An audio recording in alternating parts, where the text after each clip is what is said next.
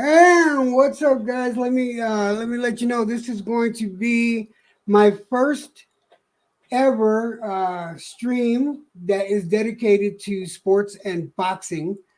That being said, I brought a few friends with me that I have met in the boxing community who have been very kind to me and very, uh, I would say, tolerant of my lack of knowledge since I've been gone from the boxing game so long. First person I'd like to introduce is my brother from another mother, the Mr. Boxing Jedi, Jay Cotto himself. Jay, say hello. What's going on, people? How's everybody doing? What's going on, Jed?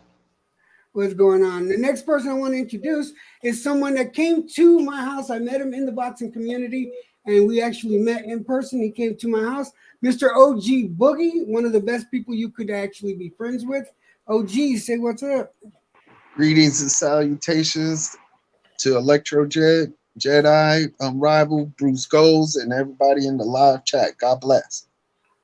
And this I'm going to enjoy saying very much. To the oldest member on the panel, someone finally older than me, but his knowledge of boxing and a lot of other things, including wrestling, his knowledge of boxing is very seldomly surpassed. Mr. Bruce goes. Bruce, say hello. Hello, everyone. I appreciate being here with my brother Electro Jed and, of course, Unrivaled, the Jedi, and the OG himself, man. Appreciate being up here, man. We can chop up some good boxing, bro.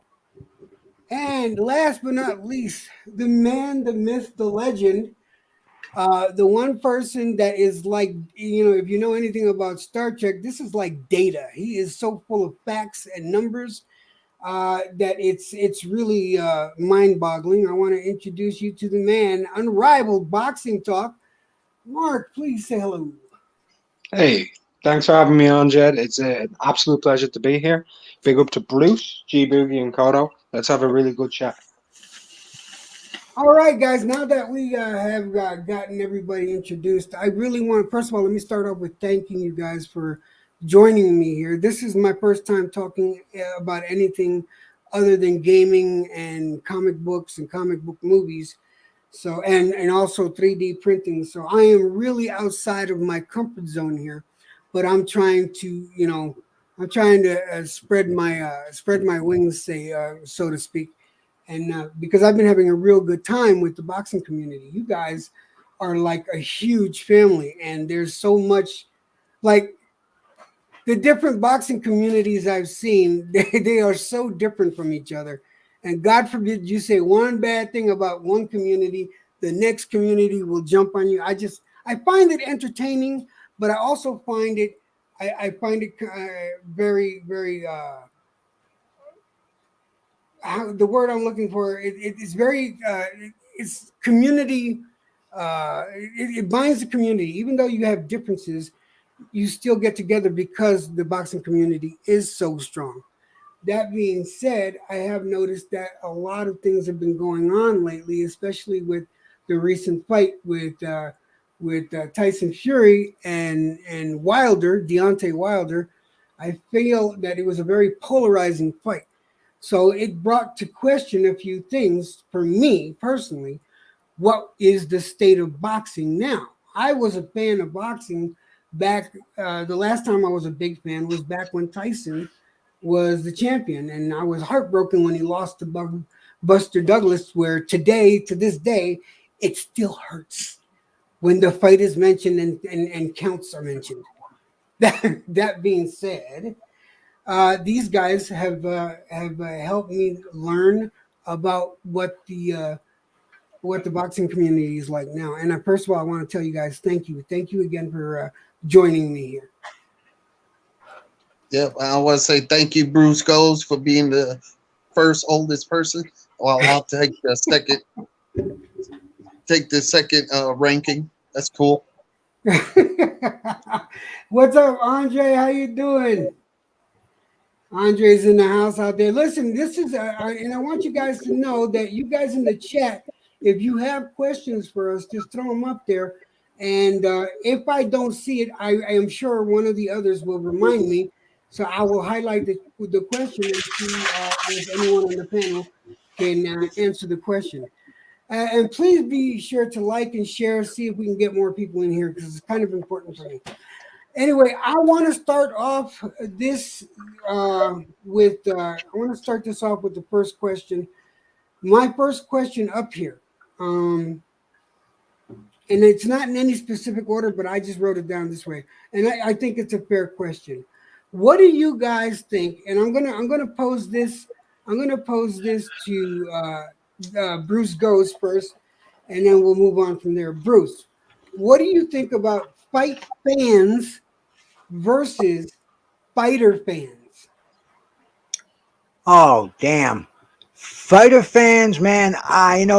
That's a whole new breed. What do they call them now? Fanboys, fucking cult members. I mean, they got all kind of crazy names that they're putting on them. But no, it's totally different, man. You know, fight fans are fans of boxing, bro. I mean, we roll with the punches, man. You know, we don't ride any fighter's dick, man. You know, we're 100% for the sport of boxing. You know, boxers, they come and go, but boxing always stays here. You know, that's the difference to me, man. You know, just an overall fan of the sport. You know, and I don't really get passionate about any fighters anymore. Not since the Ali days, man. Since Marvin Hagler passed away, R.I.P., bro. That's the difference in my book. Oh my God, yes. R.I.P. to Marvin Hagler. I lost $500 on you, but R.I.P. Next person, OG. What's your take on fight fans versus fighter fans? Yeah, I'm gonna go off of what Bruce was saying. You know, in my era, we didn't believe in that. We just believe in the actual boxing and the boxing match, not idolizing like if somebody's a deity. I don't believe in that. I believe in a fighter as a prize fighter. He comes in there, shows his abilities, his skill level, and try to defeat the other opponent and see if they both can be able to have a on the fly blueprint to be able to beat the other person regardless of what they trained.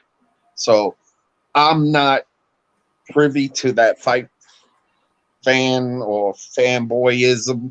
I don't believe in that. I just believe in a actual fighter and his ability that he brings to the table, and they just battle it out.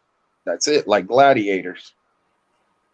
Yeah, I understand that. But what about what? I mean, do you think a fan of a fighter is less a fan of the actual sport of boxing, or do you think that just makes them?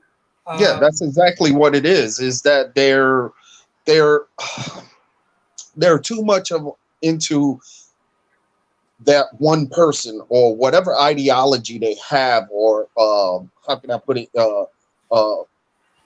Like other representation of a fighter, racial wise or whatever their ideology is. I'm not privy to that because I don't look at fighting in that form. I look at the actual art of boxing, period, and what the past greats, the future greats, and the present are doing. You know, just like Manny Pacquiao came in there. I'm not a fanboy, even though I do have a Filipino wife, but I'm not a fanboy because of my wife. No, I like the way his ability was that he showed in the ring. You understand? So it's just like Cotto, some of the abilities that Cotto, and yes, I am Puerto Rican. So that doesn't make me a fanboy. It makes me appreciate what the boxer and boxing shows in the technique of the fighter to see if he can if his ability and natural, or should I say his natural ability, can overcome the other person. I don't look at it as in fanboyism, and the people that do, that's their narrative. That's not per se for me. I'd like to say hello. Hey, what's up, E Prime? E Prime, this is unboxing. I got some people with wrenches out there. If you get, there's no trolling here today, buddy. You're my friend and everything, but best trust they're gonna boot you if you don't stick the conversation to boxing. And if you say another bad thing about boxing, I trust you. Trust me when I say they're not going to be very pleasant. That being said, I want to say hello to Philip Carl Roberts. I want to say what's up to Andre Kyle L. How you doing? The Man of Steel. Chris Jones, welcome in. I thought I saw, yeah, there's Puerto Rican Rum. Puerto Rican Rum, how you doing? Welcome to the stream. Okay. Hello, viejo. Mark, boxing unrivaled. I mean, boxing unrivaled. Unrivaled boxing, please. What is your take on fighter fighting fans compared to fighter fans? What's your take? I feel as though fighter fans has become much more of a. I think it's more generational to my era than the previous era, with G, yourself, and with Bruce and Deep and Kodo. It's been much more personified by people in my age bracket and below, so probably like 30 down through the teens.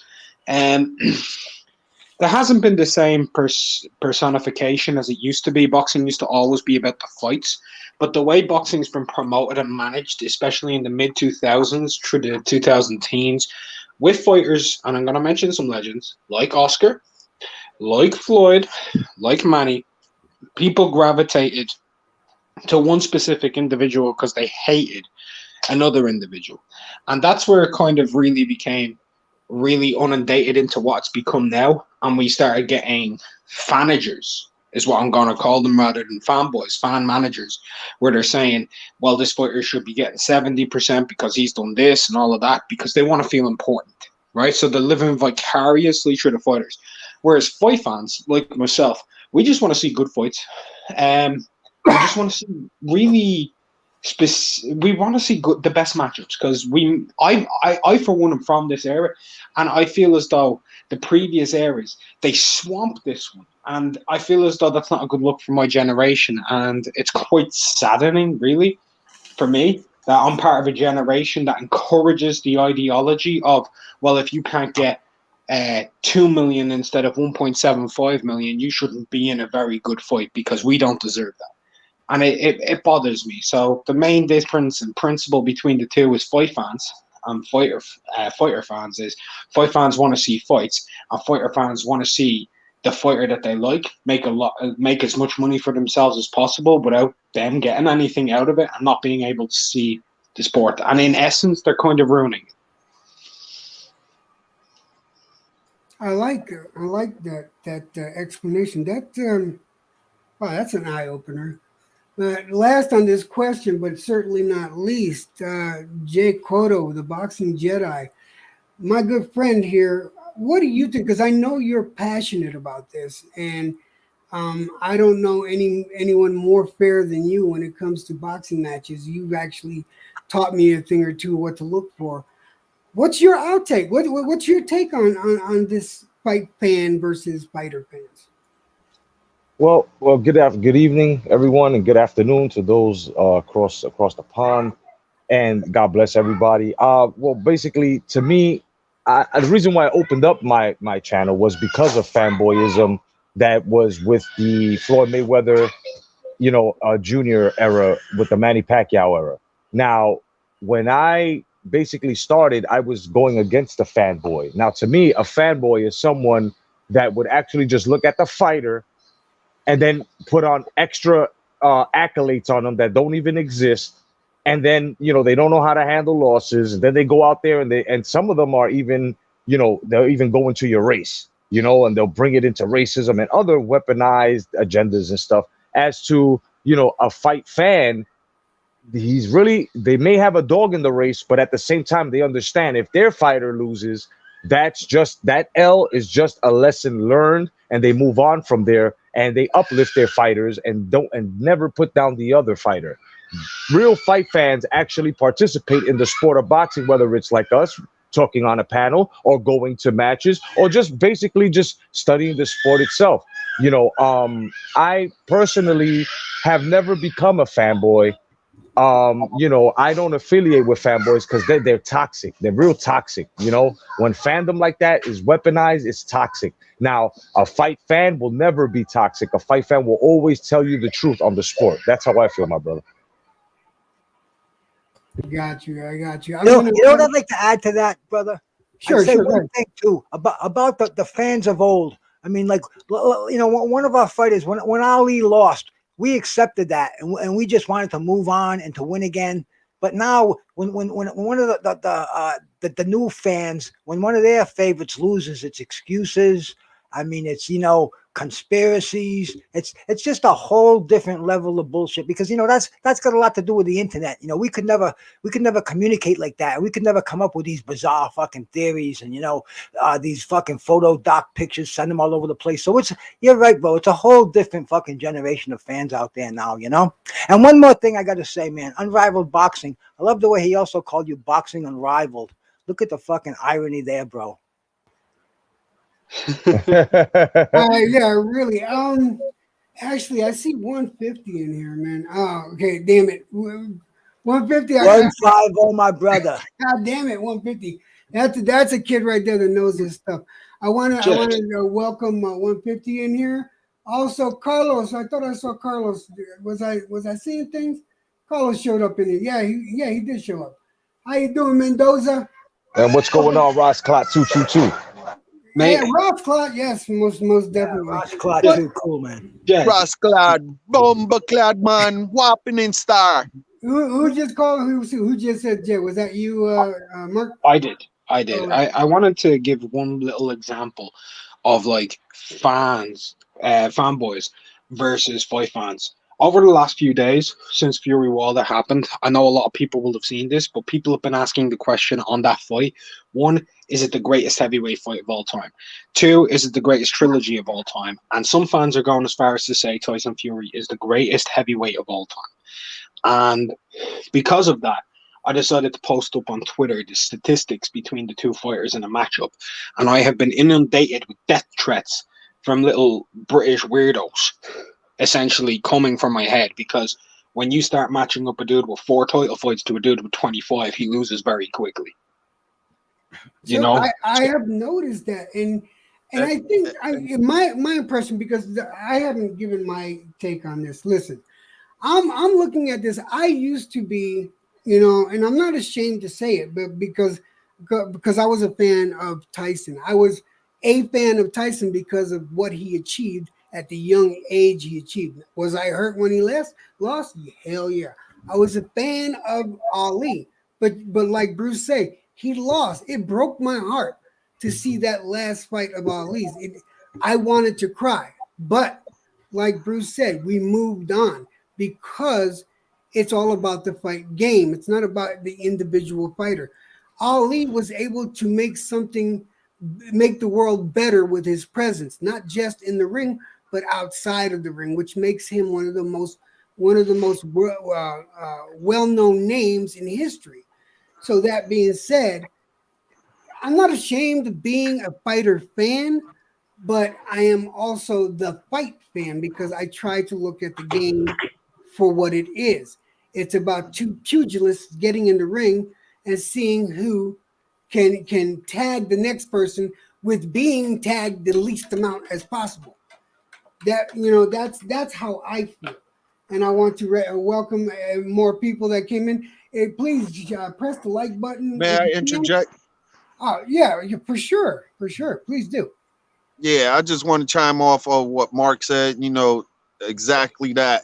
And let me tell you something. If y'all got a problem with my brother Mark, you got a problem with me too. So remember that. Here. Most definitely. I look at people that do that as I don't know if they still call them keyboard Rambos. They're real tough behind the screen, but talk to a person in real life and look them eye to eye. You'll get a different. People will not be as willing to let the condescension or the insults fly as quickly as they would behind the screen. So I personally pay no mind to death threats, because trust me, I've had death threats, and Mark, it's nothing. I don't like that they do that, but I try not to give them the time of day. It just Oh, I get shows- them every 2 days. I'm a member of the boxing community. Yeah, I for me, I just like, I won't pay them any mind, because unless they come to my door, in which they would have a lot to worry about then, because I may be old and I may be decrepit, but as long as this finger can go like that, I think I'm okay. So, The fuck? Exactly. I just look at it that, like you said, that they're keyboard cowards. And, I look at, I'm a man, same way that person is a man, same way a female is a woman and stuff like that. I come with respect. I don't try to be disingenuous to anybody. Even with my own kids and family members, I tell them the truth, whether it hurts them or not.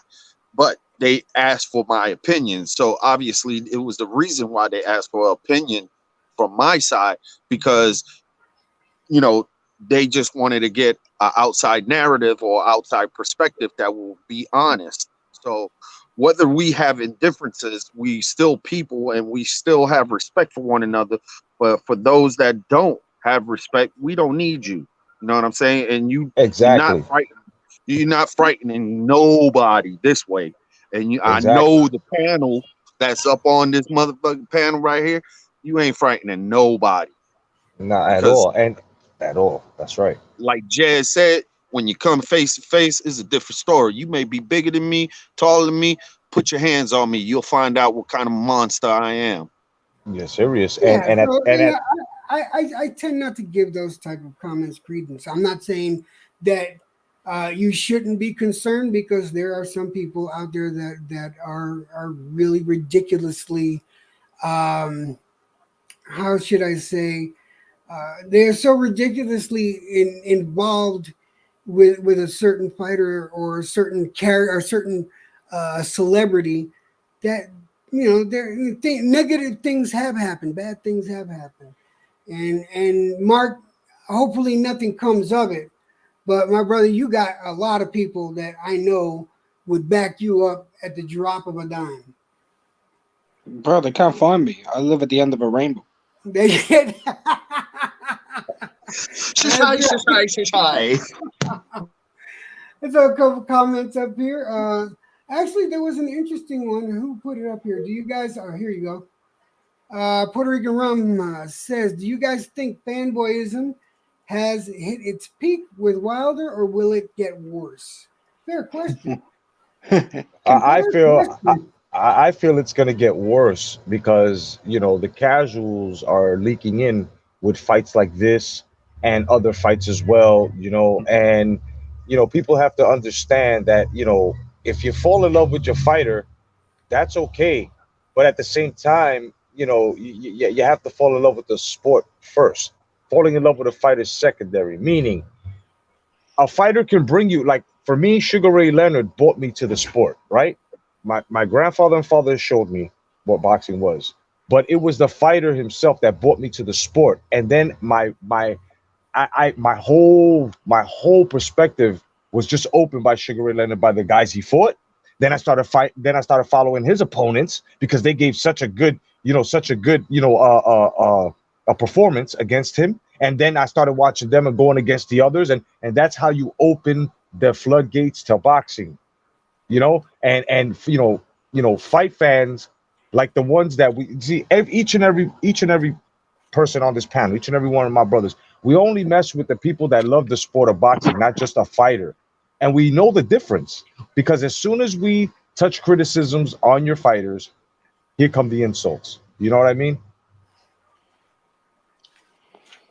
No, I understand that completely, Cotto. To the question, do you think fanboyism has hit its peak with Wilder, or will it get worse? I don't think Wilder was at its peak anywhere near. Anybody who was around YouTube will know Wilder's fanboyism was nowhere near as bad as the Maypac Wars. Nowhere near as bad.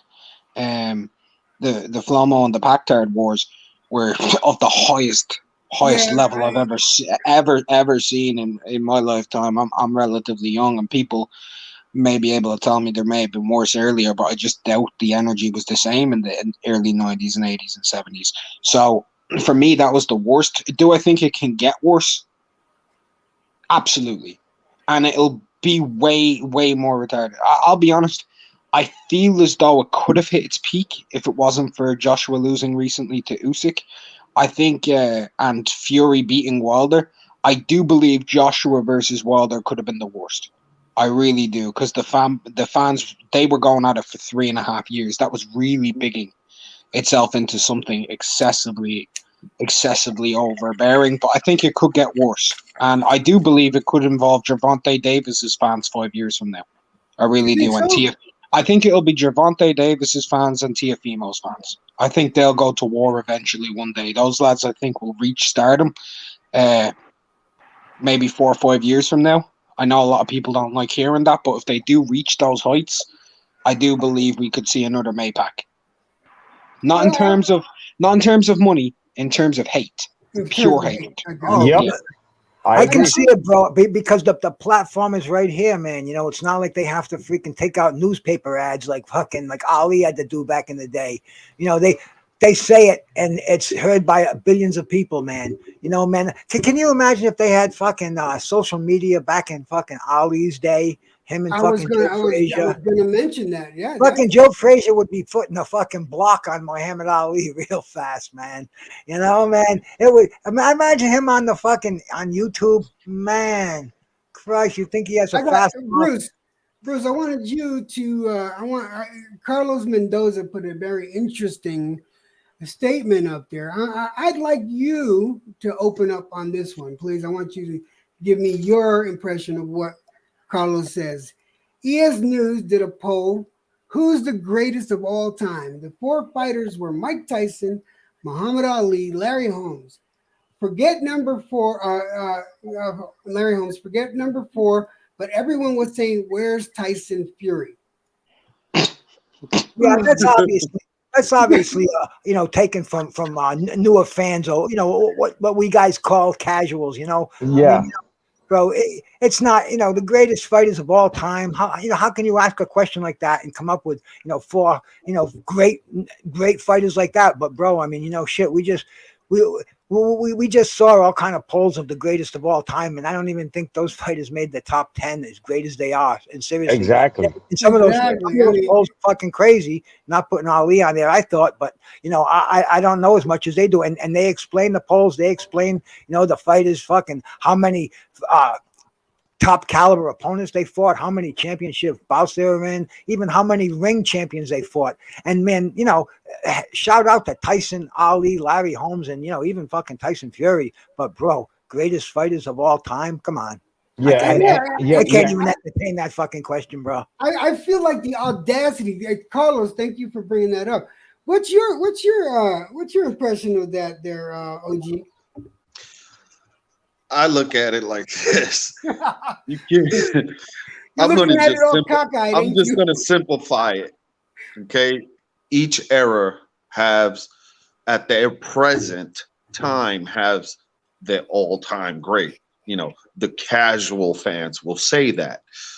In mine, and please correct me if I'm wrong, the panel will agree with what I'm about to say.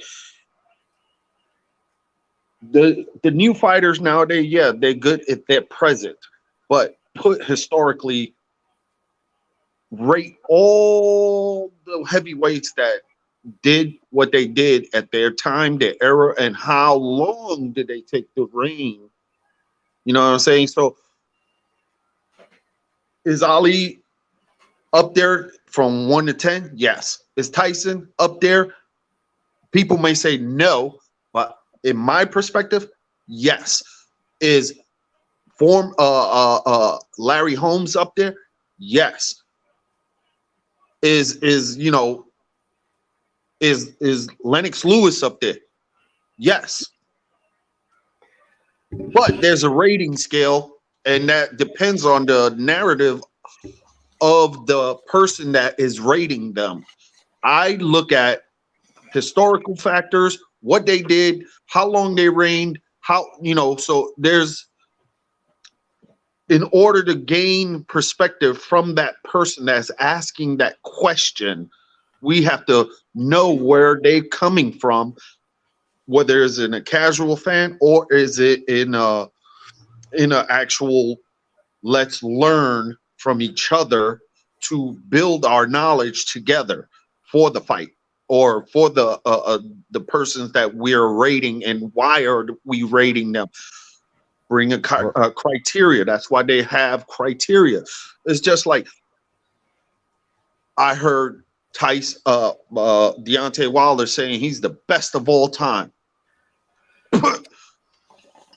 Dude, Yeah, he ain't even in my top 200 fighters. That's a Right, bold statement. exactly. And I just want to make a quick statement, right?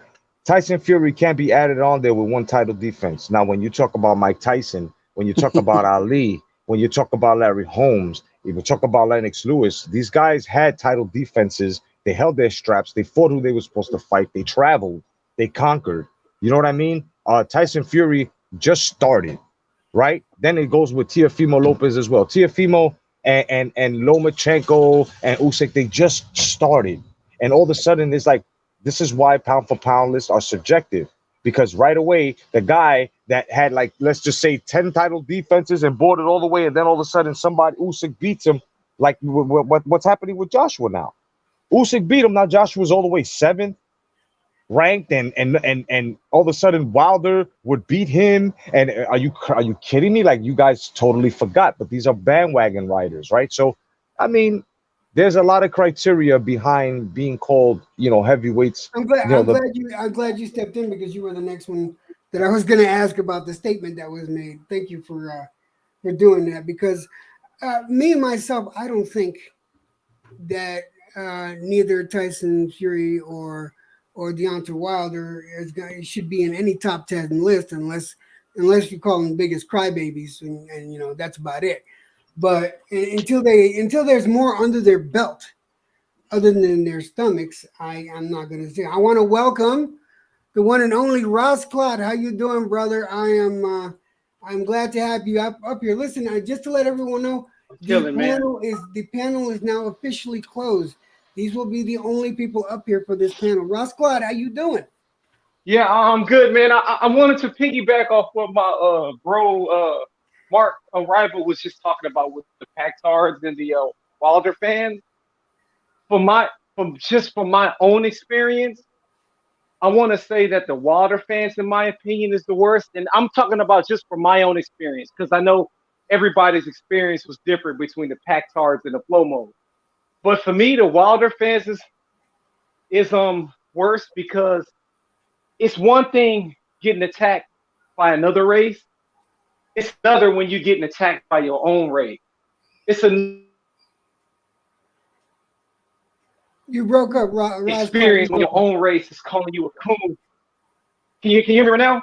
Yeah, I hear you now. Can you hear me now? It's the difference when your own people is calling you coons, because you not only are you stating facts, but you also have an opinion that holds a lot of merit to it. And not just for me, with the Packtards and the Flomos, most of those guys, some of them didn't even have videos. A lot of them was just in the comment section.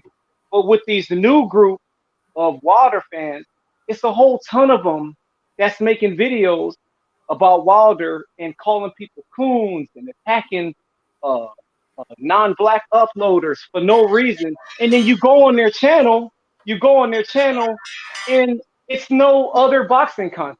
It's other content. It's shit that don't have anything to do with boxing. So I'm like, oh, you guys aren't real boxing fans. You know what Facts. I'm saying? Facts. You know what I'm saying? So my own experience, for me, for my own experience, I think the Wilder fans are the worst. Like I'm gonna drop a video today.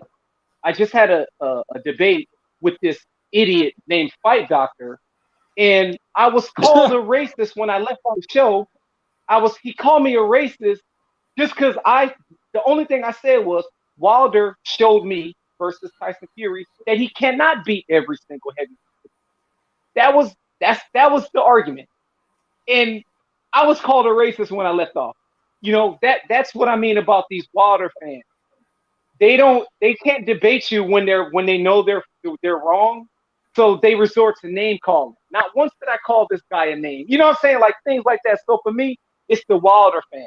For me, it's the Wilder fan. Definitely. All right. Ross Clark, don't go nowhere. Please stick around. The last person that I wanted to hear on this one, and then we'll move on to the next question I got is Mark. What's your impression of what was said? What the statement that was said about where's Fury on this list? Like, really? And he's rightfully where he belongs, not on it. Just to be blunt, he has. Yeah, let me just do what I did earlier. I put this on Twitter, right? So if y'all want to hear some random stats for a minute or two, right? Go ahead.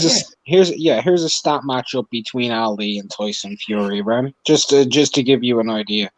Tyson Fury title fights 4, Ali 25. Title fight wins, Fury 3, Ali 22. Wins over Hall of Fame, Fury 1, Ali 11. Individual Hall of Fame beaten, Fury 1, Ali 7. Wins versus top 10 rated opponent, Fury 5, which is at a stretch counting Chisora as top 10. So 2 wins over Chisora, 2 wins over Wilder, and 1 win over Vladimir Klitschko. Muhammad Ali, 39. Number of title defenses, Fury 1, Ali 19. Number of times undisputed, Fury 0, Ali twice. You can't start comparing.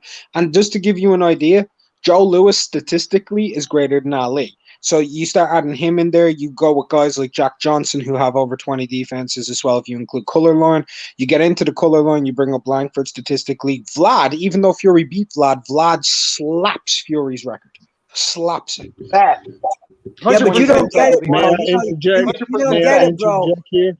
Bro, when they're saying all time, these fucking guys think all time is like the last 25 years, you know? The last 30 years. They have no fucking idea about the history of boxing. Okay, if we get into that, Joshua's record, overall resume is greater than Fury's. Even though Joshua has 2 losses now and Fury's unbeaten, his overall record, he has more top 10 wins. He has more title fights. He has more title victories. He has more champions defeated. He has more top 10 wins than Tyson Fury. He beats him in every department. Even Wilder beats him statistically. And those, ladies and gentlemen, are called accolades. Yeah, but today they want to know who's got the most followers. That's what they want to know, man. You know, that's Joshua. I think OG, that's where they. Excuse me, guys. That's why. That was facetious, bro. I think OG had something to say. Go ahead, OG. This is why what I said is valid. You see what I'm saying? There's a debate amongst men that bringing out the facts to people and letting you know, yeah, everybody has their own opinion, but how can you dispute something that you know is actually truth? Then that makes that other person that is denying it naive to the fact that he just has his own platform that he wants to push a narrative that is not true. So that's why I think Jed for this, Electro Jed, bringing this up, you know, because and all the other panelists that are on here and some of the live chat people that's giving influential understanding and their own knowledge, bringing it into making the community of boxer people that appreciate boxing for what it is. Yeah, you know what? I wanted to piggyback off what Mark said. He's right. When he start talking about statistics, the problem with the new age fans is they separate a fantasy fight versus the stats. That's what it is. So if you feel like these new fans, if they feel like Tyson Fury could beat Mike Tyson and Jack Johnson and Joe Louis, then they call him the greatest heavyweight in the world. But unfortunately, we don't know for sure if he could beat who. That's just a fantasy. But the stats are what's facts. So they don't know how to separate that. You know what I'm saying? It goes by that. So that's why people say, oh, Wilder is better than Muhammad Ali. They feel like he can knock Muhammad Ali out. But we don't know if that's going to happen because they'll never fight, you know?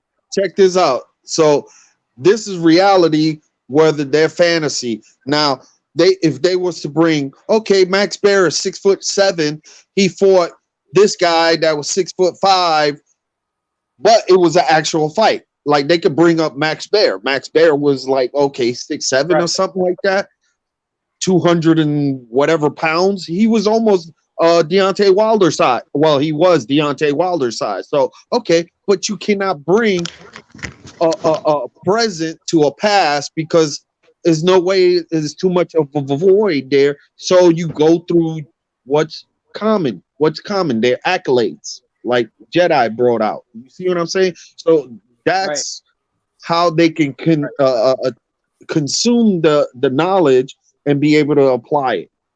Okay, this next question I'm going to ask to the newest member of the panel, Ross Clout. Are you ready?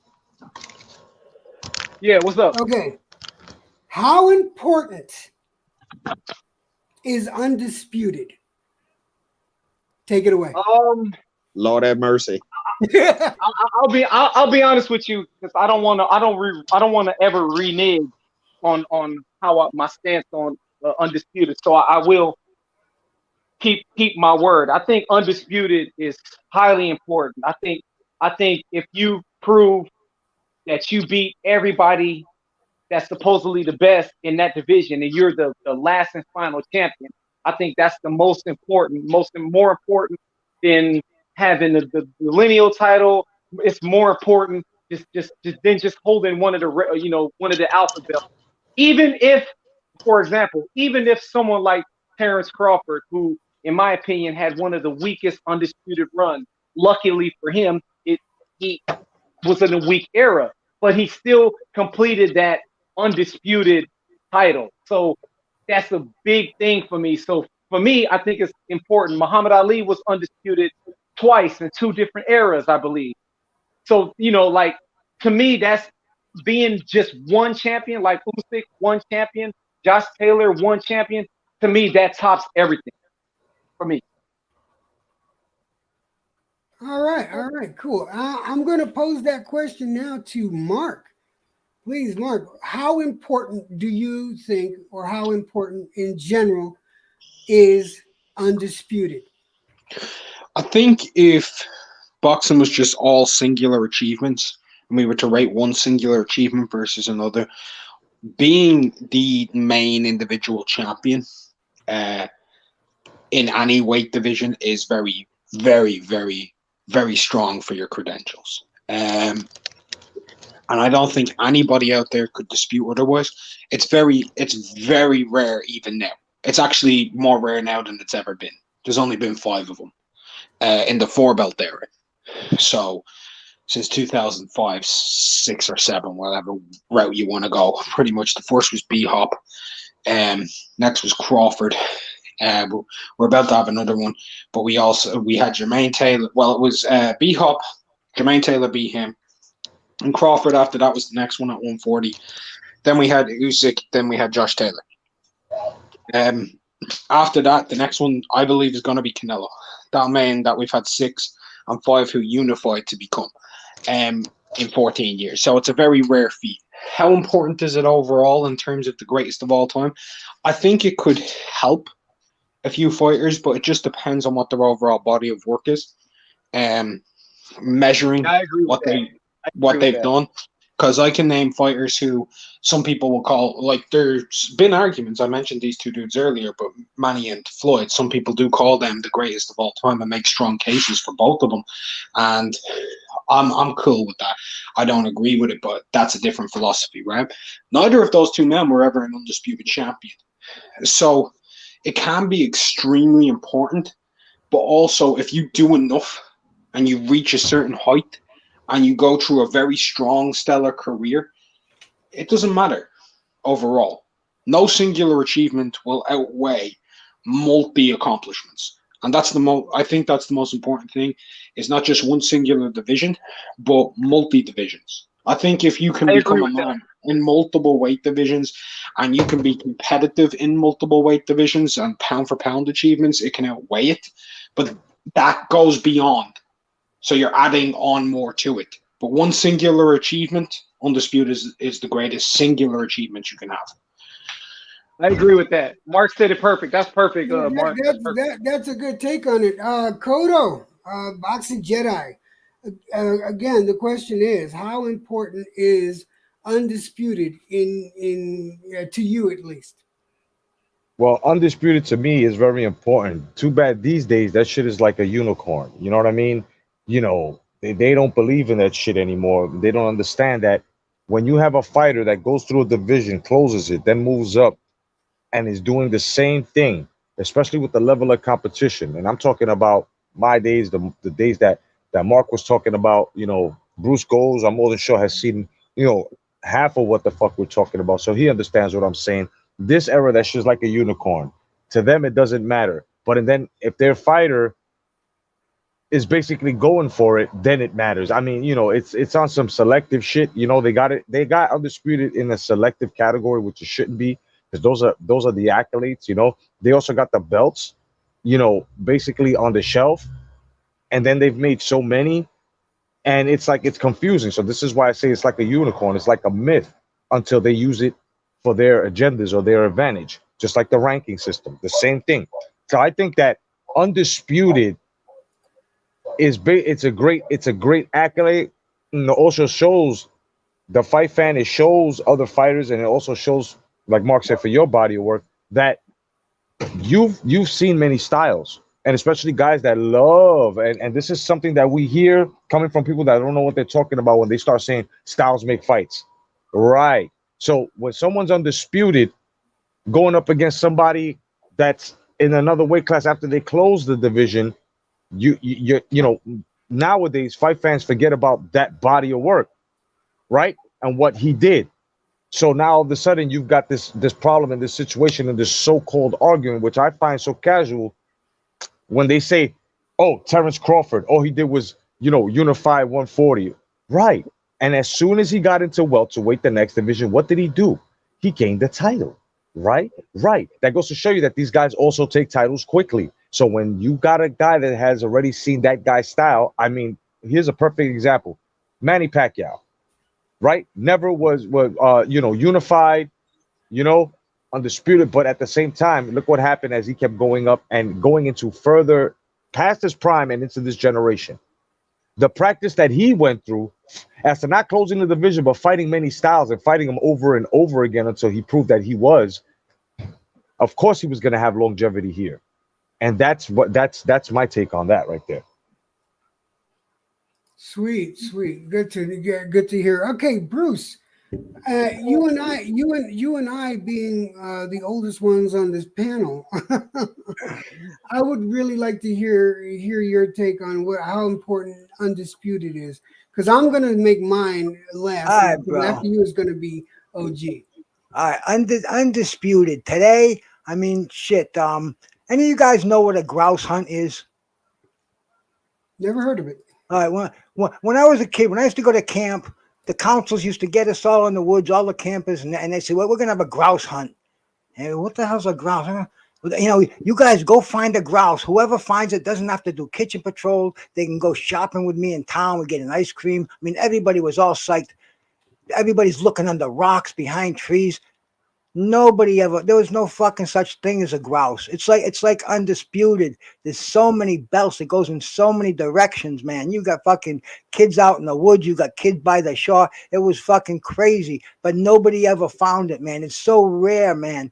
Undisputed today, forget it, man. Even back in the day, it really didn't matter, man. It was the fighter. It wasn't the belt. I mean, I use this example a lot because it's a real easy one for people to remember.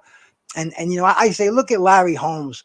He never even, it was only a 2-belt era, and he never had the WBA belt or the WBC belt. Never had the WBA belt, period. And he dropped the WBC because he didn't want to follow their rules, but nobody ever looked at him as not the fucking undisputed champion. I mean, the word wasn't that precious. If you had a belt and you were that good, it was the key word, that fucking good. You were undisputed. Nobody questioned it. Holmes could have unified the titles, could have been in the book, but he never wanted to, man. He didn't want to follow the rules. But yeah, every Ring magazine you bought, every KO magazine for that 5-year period, the #1 heavyweight, nobody even questioned it was Larry Holmes. So that's That's what undisputed meant back then. You know, today it's all about money. Everybody wants to put big letters undisputed on the marquee. They want to put it on the banner where they're going to sell the pay-per-view. And it's like a grouse hunt. It's who did it happen to? Josh Taylor, and that's it, man. That's like the one fucking kid that found that unicorn mark. And even some people are fucking disputing that. You got Tank saying he has a fucking junior welterweight title. So it really doesn't mean anything in the scheme of things to me. But as far as money goes, and you know, advertising and the new wave boxing fans and new age fans, I guess it does mean a lot to them because there's so many names out there. They don't remember one name from the next week because they take so long in between fights, you know. And it's just not what it used to be. And undisputed, man, to me, that's like the grouse hunt, man. Nobody's gonna catch the motherfucker because it just don't exist. Okay, what about you, OG Boogie? What does it mean to you, my good sir? I just look at it in the most simplest form, which is mathematical. I look at the rating of Undisputed as if you go in a score criteria, if you're breaking down an actual fighter and where their position will be, okay, you will use that Undisputed as 10 points.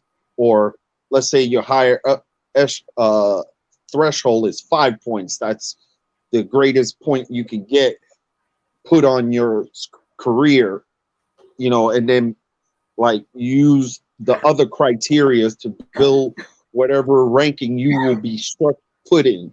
So I'll use it like that in that form. So Undisputed to me is the highest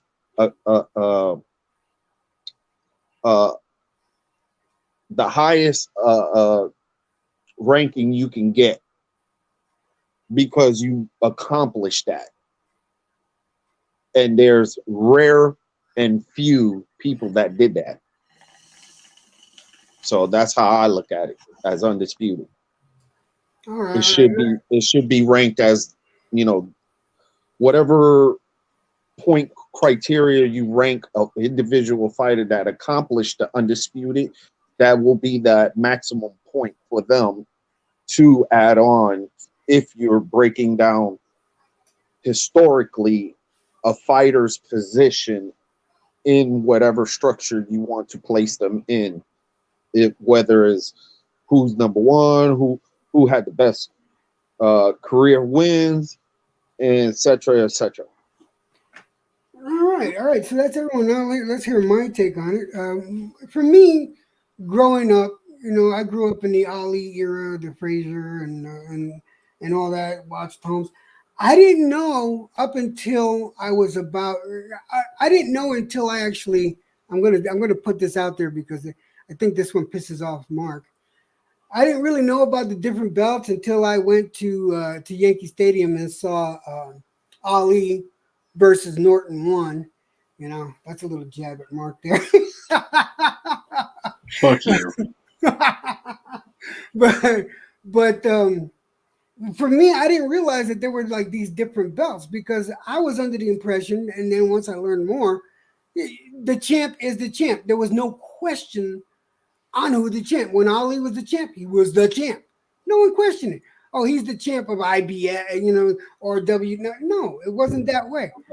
Then you know, which kind of surprised me how all these different factions come up. Yeah, but Jed, you know, you don't really understand. When Ali had the belts, he was undisputed. He did have all the belts. There was right. Yeah, but what Larry Holmes didn't.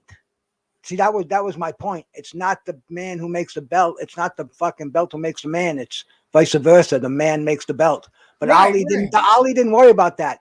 There was nobody who would even fucking think about claiming the heavyweight title when Ali was the champ. You know, that was the thing, bro. So to me, the way, you know, I guess for me, Undisputed was not a question.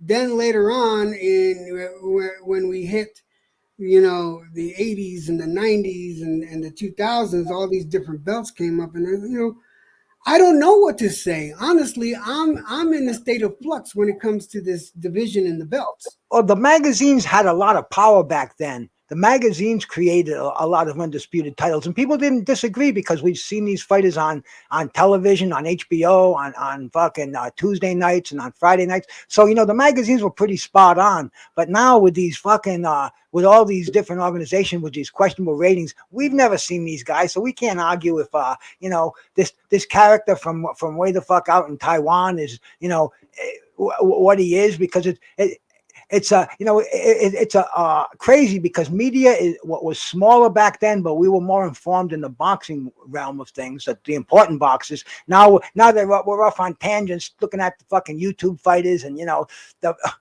fucking people nobody even think about calling them in fights back in the day.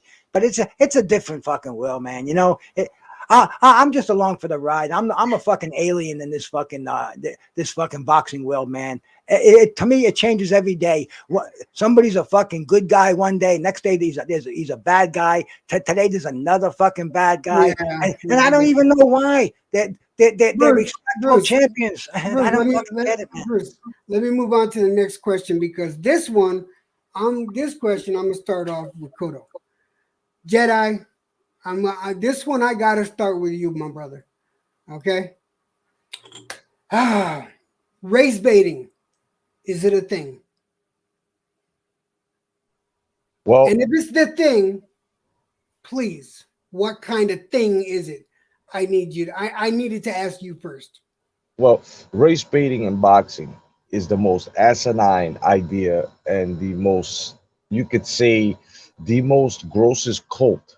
And we're going through it today, right? When you had Cooney, if I'm not mistaken, versus Holmes, that was the most racially baited fucking fight at that time. They tried to do the same thing with Fury and Wilder this time 3 times, as well as the casual and outrageous fight fan. I have one word to call it, and it's disrespectful. There should be no race baiting in boxing, simply because if you look at the title, the WBC, right, the most prestigious, you can, and I say this all the time, you can, are they not looking at all of the United Nations and flags that are in front of it, that are trickling and designing that belt, right? That's what it's all about. It's okay to be nationalistic. It's okay to go for your country's fighter. It's fine to do that. But now when you say that your race is more superior over guy 2 hands throwing gloves, that's not always the case. This is why it does not work. It's disrespectful. It's fucking asinine. Because when you have a fighter who comes from, let's just say, Mexico, and he beats the Philippines, doesn't mean that Mexico's better than the fucking Philippines now. Doesn't mean that because he's Mexican, he's much fucking better than an American or a Japanese man. No, because on an off night or on a different date set, that Mexican fighter could lose, or that Japanese fighter could lose. Does it make the other country better? Does it make your race better? And this is what people always misunderstand and mess up the sport with. And I just find it very, very disrespectful. And that lowers the character of not only your fighter, not only the fight fan, but of the sport. And then they start saying the sport is racist. Then it falls into that basket of fucking deplorable, where it's like, okay, well, now boxing is fucking racist. No. We have elements in it. It shouldn't exist. It should not exist. That's how I feel about it. Thank you, Jedi. I appreciate that. OG, race baiting, is it a thing in your eyes? And if it is, what do you think? Race baiting, is it a thing? In my eyes, no, I think it's an asinine thing for the people that fucking does this shit. Do I like it? No, I don't respect it. Just because one fighter comes from another nationality or whatever, it doesn't matter to me. As long as in the principles of boxing is the 2 prize fighter get in that ring and they do what they do. Whether I like their skill and their like they fight, it's a slobber knocker, meaning it's a competitive fight. Yeah, it's exciting for the boxing fan. So, do I want race baiting in our sport? No, they can take that shit and fucking put themselves in a damn tank, put concrete in it, and just jump into the damn ocean with it. And just a matter of fact, just throw yourself off the ship with lead weights and just put yourself in the Mariana Trench. There you go. All right. Okay. Oh, Ross Clark, you're next, sir. Race baiting, is it a thing? And if it is, what does it mean to you? Well, unfortunately, in this new age of YTBC, it turned into a thing. It's very honestly, it's very few that I see in the YTBC that don't care about race. Like I don't, if you Mexican and you solely only rooting for the Mexican fighter, I'm 100% for that. But Orale, Holmes, you're not take it allowed. easy, way. Yeah, but you're not allowed to, at the same time, say racist things about a black fighter, about an Indian fighter, about Asian fighter. You get what I'm What saying? you So talk about Willis? right. So it's like the whole race thing is, and also it's also the boxer's fault. And I'm gonna talk about this in another video. It's also the boxer's fault. You come out there, no one asks you to bring your flag out there. No one asks you to say, "Oh yeah, I'm a proud this." You shouldn't have to ever say you're proud of your own race, because you should. It shouldn't have to be said. It should be something that's automatic that you don't have to tell the world. And I just think once you start bringing out those flags and all this and that, it turns into that. So that's what I'm saying. Just like what Cotto said with the Wilder and Fury, they tried to make that like a Gary Cooney and a Larry Holmes thing when no one ever brought up race. In all honesty, I hate to say it, but the Wilder fans, they're the ones who turned it into a white and black thing. And it's like, what does outside racism that we all know that goes on, what does that have to do with boxing? Nothing. These guys, these race baiters talk about how much money certain fighters make, and this is that. Sugar Ray Robinson and Henry Armstrong and Jack Johnson, these guys wasn't making 30 and 40 million to fight some bum. These guys today, they're not dealing with white only water fountains, white only restaurants. Don't sit there and tell me that these fighters are going through a whole bunch of racism when fighters today get step aside money that's more money than the guy that's fighting on ESPN main event. You know what I'm saying? So like all this whole race talk and all that, they could have that, like I said, channels who only talk about racism and start talking about black and white and whatever these European boxing fanboys, because there's also the reverse LGBT. There's also that group who are only pro-European. All of those clowns too. Like those clowns over there in BDA boxing. Those, like, they're an example. So for me, it's like I don't care about none of that. I just want to see who the best in the ring. That's all. It doesn't matter. I don't care if you could be purple, blue, or yellow. I just want to see the best, because what happens when you turn it into a race thing, one of those guys is going to lose. And now the guy who wins is going to have the upper hand on you. When if you just kept it boxing, it'll just be boxing. It won't be the big deal. So for me, unfortunately, in this era of this social media era, yes, race baiting is a thing. Also, I'm going to make it quick. Also, with the race baiting, it also gets you hits. It also gets you views. And some of these guys are YouTube money hungry. I am going to touch upon that. You know what I'm saying? So these guys are uploading prostitutes where their content is not even worth it. Like for me, guys like Cotto, Mark Unrivaled, Hardline, it's just to name a few, Boxing Librarian, like certain channels to me you guys should have been monetize your videos. You guys should have long time ago been asked to do super chat, because your channels really, I really learned from Mark Unrival's channel. I really learned from Cotto. I really learned from Boxing Librarian. There's so much shit that Mark Unrivaled has talked about that I never ever thought about, and be like, damn, I never knew that. So that's why if you ever hear me say, like, there's two guys that I wouldn't debate. That's Boxing Librarian, and that's Unrivaled. I'm not going to debate those two because they know a lot. They know a lot more than me. So that's what I'm saying. Certain channels, these race-based channels, do it just views. They super. I hear you. I feel you. And see, I have to. I'm gonna jump in on this side because then it's gonna go to Mark and then Bruce.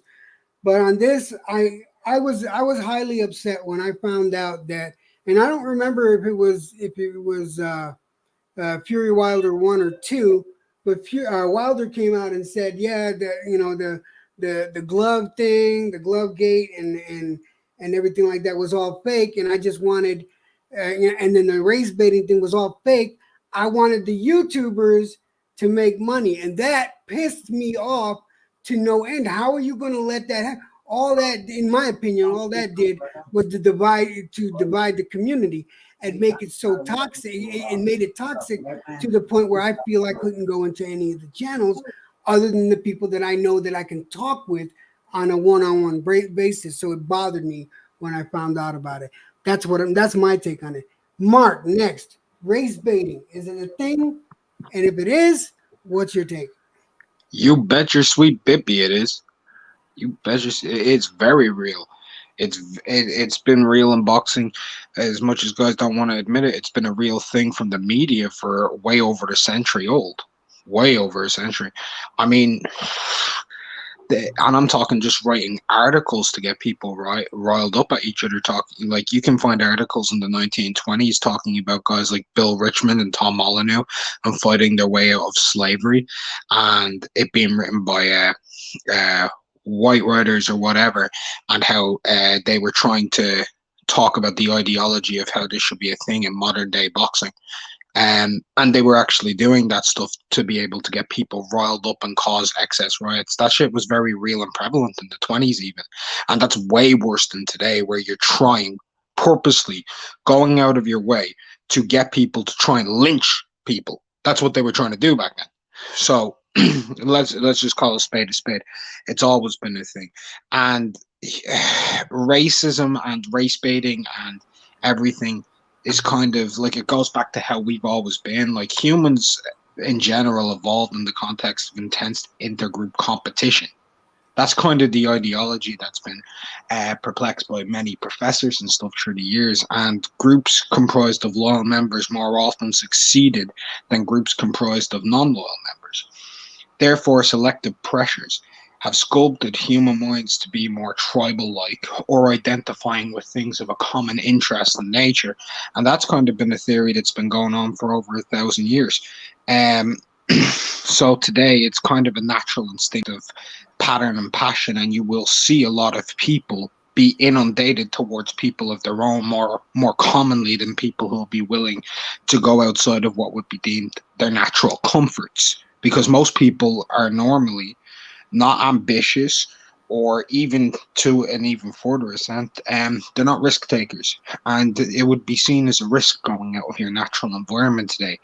And if you look at today, the way politics and society is, you see so many people looking for safety rather than looking for enjoyment and life.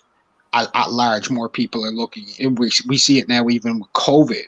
People have been hit with a change, but they've been hit with an ideology and mental impact that they can't be themselves, and they're not allowed to be, and they're being blocked in and enchained. So this is something that's been prevalent in society for centuries, and is how things work, unfortunately, and it does parallel into all different ideologies of sport. Because it is tribalism at its core. I cannot disagree with that. I just wish that it wasn't a thing.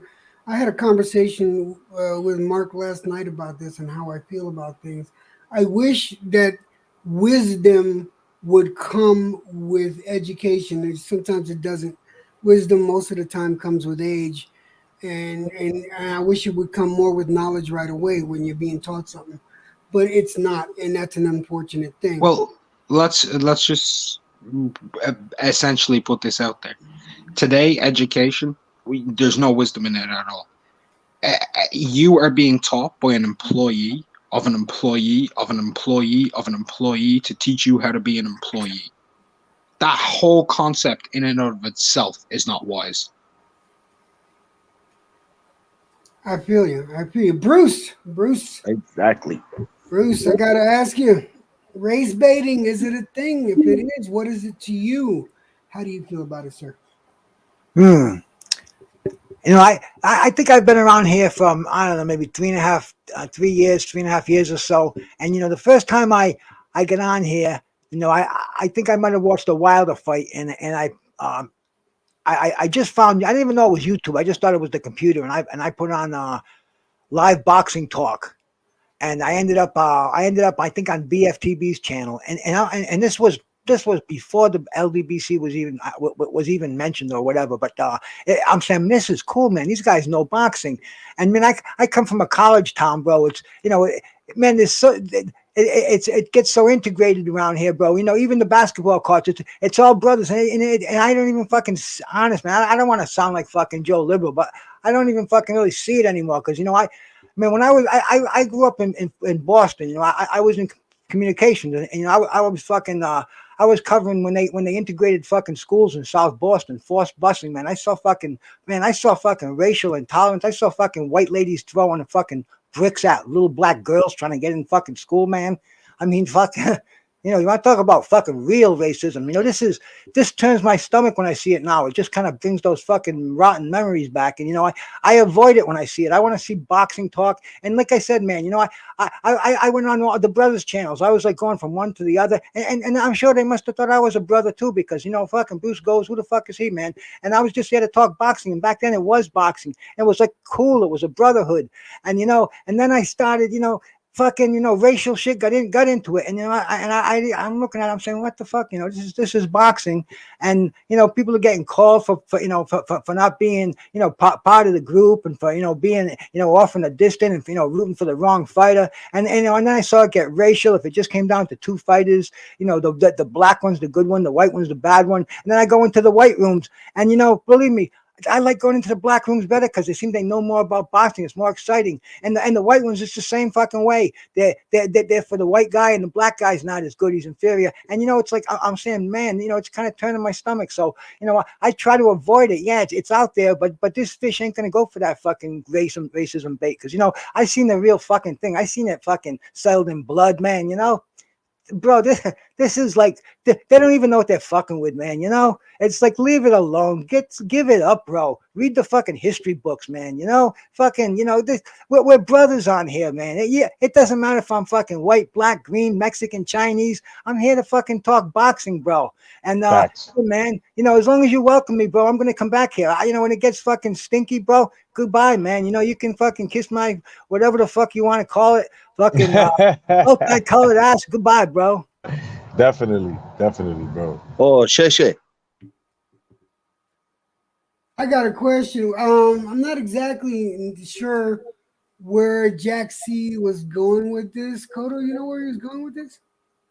I'm not exactly sure, or am I just fucking ignorant? I don't know, Mark. What do you think about this Jack C comment here? He says, "Kato, I'm dead over here. Is race baiting real?" And Mark goes into a huge human race and cultural tendencies conversation. I think that's more aimed towards Mark. No, I think by the way that's worded is he probably finds it funny that, like, I think it looks like Kato, I'm dead over here. He's race baiting real, and then he's like, Mark goes into a huge rain. Yeah, I think he's more laughing and talking to you because you're in the chat. You gotta get that Jack C on a panel. He's in all the chats, man. He's a very sharp guy. I want to talk to him, bro. You got to get him up here, Mark. Got to get him on one of your shows. I was just curious. I wasn't too sure, because sometimes I am ignorant. Sometimes you put something in front of me and I'm oblivious. Now I don't want to get into World of Warcraft, but there's a end game boss where that was this is Oblivion, and then he fucks you up and your whole raid group is dead. But moving on to the next question. This is gonna be interesting. I don't know who to start this off with. I was thinking about going with Kodo, but I think, oh fuck, Kodo, you're first. All right, Kodo. U.S. versus European boxing. and go. Well, I respect European boxing. I respect UK boxing. One of my favorite, fighters from is what I'm saying, Hunnigan and the Destroyer, and I have many others, Frank Bruno as well, and Lennox Lewis. I mean, I respect UK boxing, and this is what I've been saying as of late to a lot of these racist fight fans, right? That Wait, hey, Kato, if Kato, yeah, Kato, yeah, yeah. Kato, real quick. Jed, are you asking Kato about Europeans like like those those Russians, like those Ukrainians, or just Europeans No, as a whole, all races? no. I just want to be clear. Actually, I should have formed the question better. I have it written down: U.S. versus Europe. What I mean is U.S. boxing, as far as like we're going with the boxing fans and how it works out here compared to European boxing and the boxing fans and how it works out there, and then when they both collide. I just want everybody's take on it. I should have been a little more detailed with the question. Okay, go Yeah, ahead, Kato. I mean, I want to hear what Kato got to say. All right, so like when it comes to the race baiting, right, with the US and the Europeans, it's not many, it's not most that do it. There's like a little microcosm in there, you know what I'm saying, from both sides, because they're very minute, from what I see. And like I was saying, I respect UK boxing, I respect European boxing in a whole. Now, it is European boxing that has kept boxing itself for the past few years visible and as a business because of Eddie Hearn and others as well. They caught it right, and they're doing it right. As to America were more flash, we're more about one fucking fighter, we're more about pushing that one fighter and making him the serial faced fighter, but of course more money here, of course, that's without a question. I respect both U.S. because I grew up. I mean, I'm from the United States. I respect the United States boxing scene, but not as of now, as of late, not as much as I respect the European boxing scene. Because if you've noticed, people would call it an invasion. I wouldn't call it that. I would call it the lack of the Americans putting their whole heart into it. And not putting their whole heart into it, not working. And I'm talking about this generation, because they're basically, in America, we have a saying, they let it go, they let it slip, right? So like Wilder, perfect example, right?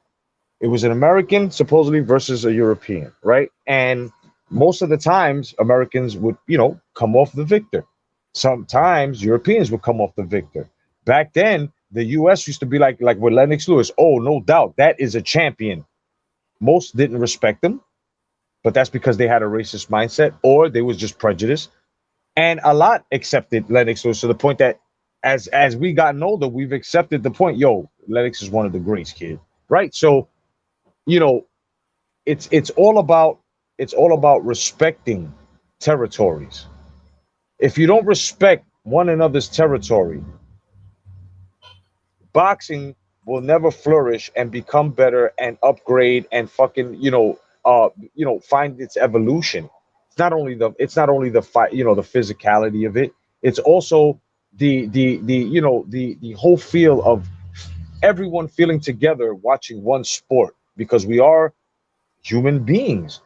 And when you see two superior, and I'm talking about in physicality, two superior human beings in there giving it their all to gain their living, to show themselves that I'm better, I'm the man, right? And as we sit back and we watch and we're rooting, we have no business really saying Europeans can't fight.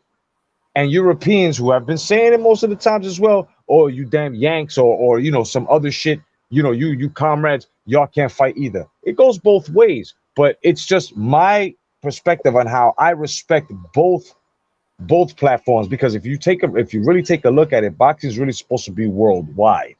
So I don't know where's the divide here, right? Like US boxing and UK boxing or European boxing. I don't see the divide here. It is all a one brotherly loved unit in a sport. And now sisters are coming to the forefront, even though we've had them before, they're coming to the forefront, right? And they're bonding even more now. So I don't think that boxing should be separated with a line drawn across it. I think that line should already be erased and just call boxing. Whether you're in Europe, whether you're in fucking Asia, whether you're in the United States, it's all a one unit sport. This is how it should be. You know what I mean? This is how it should be. That's just my take on it. All right, I appreciate that, Cotto. That was very eloquent. I'm gonna go Mark, Bruce, OG, and then Raslot next. So, Mark, same statement, same question. In your opinion, please. Lord have mercy. The question was Europe or European boxing and American boxing. U.S. boxing and its Yeah. fans and all that comes with U.S. boxing compared to or versus European boxing and all that comes with it. Well, for a very long time, American boxing was excessively dominant. It was completely the home, and I feel I don't want to get too touchy with some people's like nerves or feelings because this will be a bit of a view. I think a lot of American fans were very lucky through the years, very blessed to be where they were in terms of not just society but also in terms of boxing. The great United States of America, they had everything, just everything forever. But the world has been catching up, and there's more hubs now. There's more things around in different places, which also means that money is becoming larger and larger in other countries and continents. Now, when we go into Europe, we see that the UK is now able to garnish purses or events and arenas that are capable of competing with that of the United States. So you don't see UK or European fighters having to go to America as often as they used to. They used to constantly have to fight on the road as an away fighter. And more often than not, they would lose. Whether it was a valid result or not, it often happened. And you see that these countries are now being able to garnish purses. We even seen in the Klitschko era, like we'll bring up Vladimir, he was able to bring 60, 70,000 seats in Germany all the time, and he was able to get $25 million fight purses because of gate and TV rights. So he didn't have to be in America when they ousted him from HBO because of his European following. And because of that, the sanctioning bodies never had to strip him because they were able to make their money either way, right? But normally everything always had to be in America. I think because of that, and you see fighters like Joshua now, and you see even guys like Dillian White, 400, 500,000 seats, you see a lot of people in the United States kind of a little bit upset that a lot more of the bigger fights aren't happening there as maybe they used to. I think that comes down to when you get something constantly given to you and given to you and given to you, there's a bit of a jealousy there, and I do feel Europe has started to bridge a gap in that regard, and there are more capabilities with the higher level of promotion, production, much also multiculturalism being involved in these countries now, as opposed to how it was back then. You have more people in the United Kingdom of multicultural backgrounds today than you ever have. You have much more money in terms of revenue, tourism, etc., and also going across all of Europe. Things are becoming much more parallel towards the United States in many facets, so things are being bridged. I also feel, though, whenever Europe does have success, they like to try and rub it in the noses of the United States fans, because for years, in many ways, a lot of Europeans, this is me speaking as a European, we felt as though America was telling everybody, hey, yo, you suck. You don't fucking matter. Fuck you. USA, America, hashtag America, right? We were getting that for years and years and years. So a lot of us are responding in kind or in true or in virtue, whatever way you would like. And that's kind of how it's become. So that's why you see a lot of heated tensions between European fans and American fans, from my own perspective anyway. Interesting. I had to write down a couple of notes on that one. Why is it I'm always writing notes when you're saying shit? You in specific, I gotta write notes with you. Okay, Bruce, go. Because Mark is a boxing Rolodex, bro. No My man shit, is man. on point, son. Mark, that's nothing but the highest compliment, my friend. Nothing but the highest compliment. Okay, Bruce goes. What's your what's your Yeah, take man. on- See, respectfully disagree, Mark. I'm sorry you perceive that, but see over here, I never saw that hostility, that that sticking our noses up at any other country because we were the best. No, you're right though, 100%. I was born in the fucking luxury lap of boxing. Man. I saw it all, bro. I saw the Saturday afternoons. I saw fucking the ESPNs, the USAs, the HBOs, the Showtime, bro, and it was right there, right on fucking prime time. But I don't think anybody in the United States ever thought about flaunting it. It was what it was. This was the mecca from boxing. This is where the greatest fighters came from. And we welcomed fighters from around the world. It wasn't as global as it is now. Now, I mean, first we just had Usyk and Joshua, and then the week later, the Wilder and Fury, and these were huge events, man. They weren't trying to outdo each other. I think they complemented each other. And the way it is now, we got the zone. It's the main events featured like 5 o'clock, and even if they run head and head, it's great. It makes a whole day of boxing. It's not like I just don't see that. I don't see that arrogance, especially amongst people I knew. I mean, we had no fucking hostility at all. We were just lucky we got it. We couldn't get European fighting because there was no cable back then. Even, it wasn't, we couldn't even move the fucking antenna around and catch any kind of European broadcast. Maybe you'd catch the results on, in a magazine a few months later, or maybe on the Wide World of Sports if it was a great fight. Then they'd televise it from Europe. It would be shown to us at 5, which would be prime time for you guys, but it fit into their schedule nicely. But man, like I said, I never saw that. And the way it is now, like you said, it's a global fucking sport. I mean, shit, Asian. Who thinks of Manny Pacquiao as being an Asian boxer that we're going to see only on a when we go and tour to see him? But I think it's great to have the rivalry of the fans, the European fans, and coming in against backing their fighter, and Americans backing the Americans. But as far as business goes, I think they're playing it hand in hand, man. They're going for the global dollar, and it's not just fucking the George Washington anymore, man. It's all the euros, the pounds, the fucking the bitcoins, everything, man.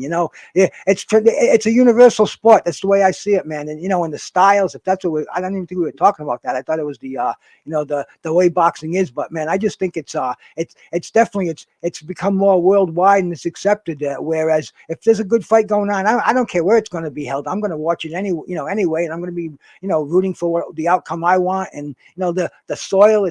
To me, it's only because that there's so much wealth and so much talent abroad and on different countries that we can go to these casinos and these fucking huge arenas, and we can get the talent to fight there, but yet we can still transmit it back worldwide. So, man, to me, it's almost inconsequential as far as our home turf and that shit goes.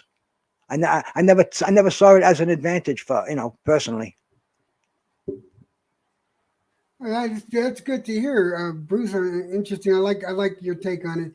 OG Boogie in the house. What's your take on it? Well, like I said, I'm a simple man. Okay. My ethnicity is Spaniard, Native American, Black. Okay. I have some European also. So, am I going to denigrate my ancestry? No. So if America, Europe, where did boxing start?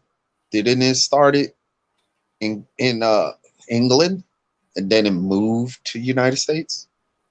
No. Then No, it started in Egypt. Don't go too far back, man. Don't go. No, but it's facts though. But it's facts though. No, I know. That's why I said don't go too far back, because I don't want to lose the crowd. they might have to go research it. I don't want y'all to go through that. But yeah. So it came to United States. now Europeans out there, like, look, I got a friend that's from Kazakhstan. He's the Kazakhstan Olympic coach trainer. He's the trainer of the Olympic team. Roy Jones went out there. Roy Jones saw it, and he sent the video to me and asking Roy to explain himself what he sees. And Roy Jones even said, it's amazing how they're honing their abilities and becoming a superpower in their own right. Did you hear what I just said, people? A superpower in their own right. Yeah, I heard. Okay, so he's not looking at it in the aspect of, oh, they're European, oh, I'm American, I'm better than them. No, in his own words, he said they are becoming a superpower in their own right. Okay, so why am I looking at boundaries and borders and because of my nationalism? I don't give a shit about that. What I give a shit is what I want to see. And that's two fighters that's bringing their skills to the damn ring and showing who's the better man. I don't want to use my brain and worry about the XY theory. Oh shit! You know what I'm saying? And look at I'm do sorry. anybody know what's the XY theory? Chris Jones just fucked me. Chris, go fuck yourself. What is he saying? He said Tutankhamun was lightweight champ when they found the belts in their tomb. I'll have you know, it was a metal rod specter. There was no belts back then. Yeah. Yeah. No, fucking Chris. I did The not. staff expect of to see Ra. that. That's a good one, Dr. Jones. That's a good He one. was a flyweight. Dumbass. Fucking guy. That's a Oh, good yeah. one, Dr. Jones. All night he's been fucking me up, and that one's the one. Okay. God You know what I'm saying? So why we have to do anybody know what's the XY theory? No, I'm Anyone? not familiar. I'm not familiar. Mhm. Okay, it's when the XY theory is a social psychological thing that was made by McGregor, Douglas McGregor. He used MIT. Huh? From MIT.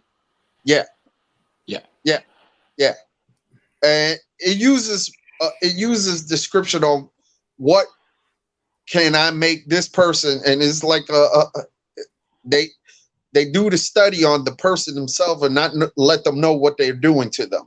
Okay, so why am I going to be the guinea pig and worry about one nation to the next nation when why do I want to complicate it? I just want to see the fight. If that man is the best man and he knocked out the guy wherever he's from, Europe, the United States, what the hell do I care? I just saw a good fight. I keep it simple. Hell I yeah. kiss. Hell Keep yeah. it simple. I feel Keep it simple, stupid. Keep it simple. I think you were talking to me on that one. Keep it simple, stupid. That's what I'm trying to. No. That's an acronym. It's the acronym. That's a good one, Dr. Jones. Okay, Ross Clark, you're the last one on this particular U.S. versus Europe. What do you think? And what's it mean to you? What is it? What exactly is the question? Or what do you mean? Is it All U.S.? right, the question is U.S. boxing and their fans and all that entails compared to European boxing, all its fans, and what that entails. So basically, right. what's your comparisons? What do you think? So let me try to answer it. Hopefully I'm answering the question right because I'm kind of confused. But for me, listen, I know that there's good European boxing. There's always been good European boxing. But I'm not going to sit here and be like, this is something new. These Europeans are now taking over. That they always been better because they didn't get a chance. The white murderers row, like Sean Newton made that stupid, idiotic video that Sean Newton made with the white murderous girls. You know, you can't. There's no such thing as white murderous girls. You know what I'm saying? Like, right? Like. I'm not gonna be that guy that's like, oh, you know, if that airplane didn't crash in the Olympics, those guys would have took over the whole scene. We don't know. But in terms of the skill wise, of course, there's always been good fighters. You know, my father say it best all the time. He always says, if you had put James Toney, the slow starter, in the ring with Nigel Benn was gonna whip his ass because he's not Charles Barkley, right? Because of that European style. That European style would have caused James Toney problems. Now, whether he's right, we don't know because they never fought. But in terms of competition, like it always been good. My thing is this: America always been shy of fighting in the UK, fighting in Europe because of the judging, and vice versa. Sometimes the European fighter don't want to come out here. Well, you know what? When you come out there, don't put it in the judge's hand. Even if you're not a knockout artist, go in there and try to knock them out. And that's just my take on it. In terms of talent, I don't want to say United States have more talent because there's just more boxers here, you know, that I see. There's more boxers here. They're all coming from over here, from Mexico, from Puerto Rico, from all these different places. They all come here. So for me, the talent-wise is all equal. I just don't want to be one of those guys that's saying, oh, these Europeans are now taking over and this, that, because they're not. You know what I'm saying? If they were taking over, you know, we would have been undisputed at light heavyweight. You know, we would have been, Triple G would have beat Canelo. He didn't beat Canelo. Things like that. Lomachenko didn't beat Teofimo Lopez. So I don't want to hear this, oh, the Europeans is taking over. Because I just want to see the best fight the best. I don't care where they're from. I got you. Thank you, Ross Clark. That's a good one, Dr. Jones. Okay. All right. That's a good one, Dr. Jones. That's a good one. I haven't seen unless I missed any, and the guys on the panel will let me know if I missed any questions from the chat. But I got this next question, and this next question is going to go to OG Boogie first. It's kind of a two-parter. Mick, just cut me, Mick. Cut me, Mick. Okay.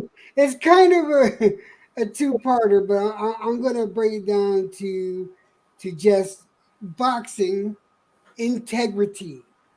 Okay, and I'm going to use a specific fight as an example, the Belunga fight. Look, I sat down and watched with a few people from this panel and watched that fight. I was looking forward to the fight. I was rooting for Belunga. I was expecting him to win, and I was expecting him to win by either like late round knockout or decision. What I saw was him losing, and I was totally disgusted. Now I'm Puerto Rican. He's Puerto Rican. I was rooting for him because he's a Puerto Rican kid. Okay, but he lost. In my opinion, he lost. And I feel that the integrity of boxing, I don't care if he's the up-and-comer, the new face. If a man loses a match, he loses the match. There should be no reason. This is how I'm posing the question. There should be no reason why that match should be given because he's the up-and-comer. That's what I mean by boxing integrity. Is the integrity of boxing at question for this day and age? Yes. And the question goes to you, OG. It's your first up. Yes. It's in question all eras. It's in question always because there's always a narrative in a business sense. Each corporation want to gain the upper hand, want to gain the profits. Regardless of the product that they produce, it may give to the public what they expect and maybe don't expect. But in reality, the business of boxing don't give a shit. They only worry about numbers. Okay. And yes, I saw the Berlanga fight. And yes, he got his ass whooped. But the narrative, I'm telling you, papi, mira, lo puertorriqueño me salió, papi, cuando yo vi Berlanga, diablo, Berlanga. Pero, Le brother, yo tipo. estaba ahí. ¿Y Ya, qué pasó? papi. Le dieron una salsa. Papi, le rompieron el culo como si estaba en la cárcel. So, in long story short, in Spanish, I said something, and I'm gonna say it. He got his ass whooped like he was in jail and he got to pay some commissary. You know what I'm saying? And he didn't. He got his ass whooped. Okay. But the perspective is, in the business sense, they wanted him to test him, and they still had his back because that was the narrative that I seen, and the people that are being truthful, they saw that because that's how the business sense is. Whether they don't take our perspective and say, yo, he lost that shit, put it down, be honest, be truthful. They don't, because that's why they do what they do. And until we have the power, which it will take all of us to unite to actually push our narrative towards them and say, fuck you, we're not going to keep buying this shit. You know? But we're going to have to see it because it's a full card just to see what we saw at the end. To Ross Clock, thank you. His phone battery's dying. I want to thank you very much for being up on the panel. I appreciate your comments and your time up here, brother, and hopefully we can do it again. I'd love to have you up here again. Sorry about that. I didn't mean to interrupt you, OG. Lord have mercy. Peace, Ross Clyde, no doubt, brother. Yeah, peace out, Roscoe. You know, that's how I look at it. It's always going to be the business sense. Who's influencing the judges and stuff like that. You know, some of the insider trades that they do under the table. Yeah, it's not right to the boxing fan because now they're manipulating to boost who they want in their narrative to, and us majority that saw it and confirmed, yo, that motherfucker lost. We don't have a word or leg to stand on because they're the ones that's pushing the narratives and the money. It just sucks.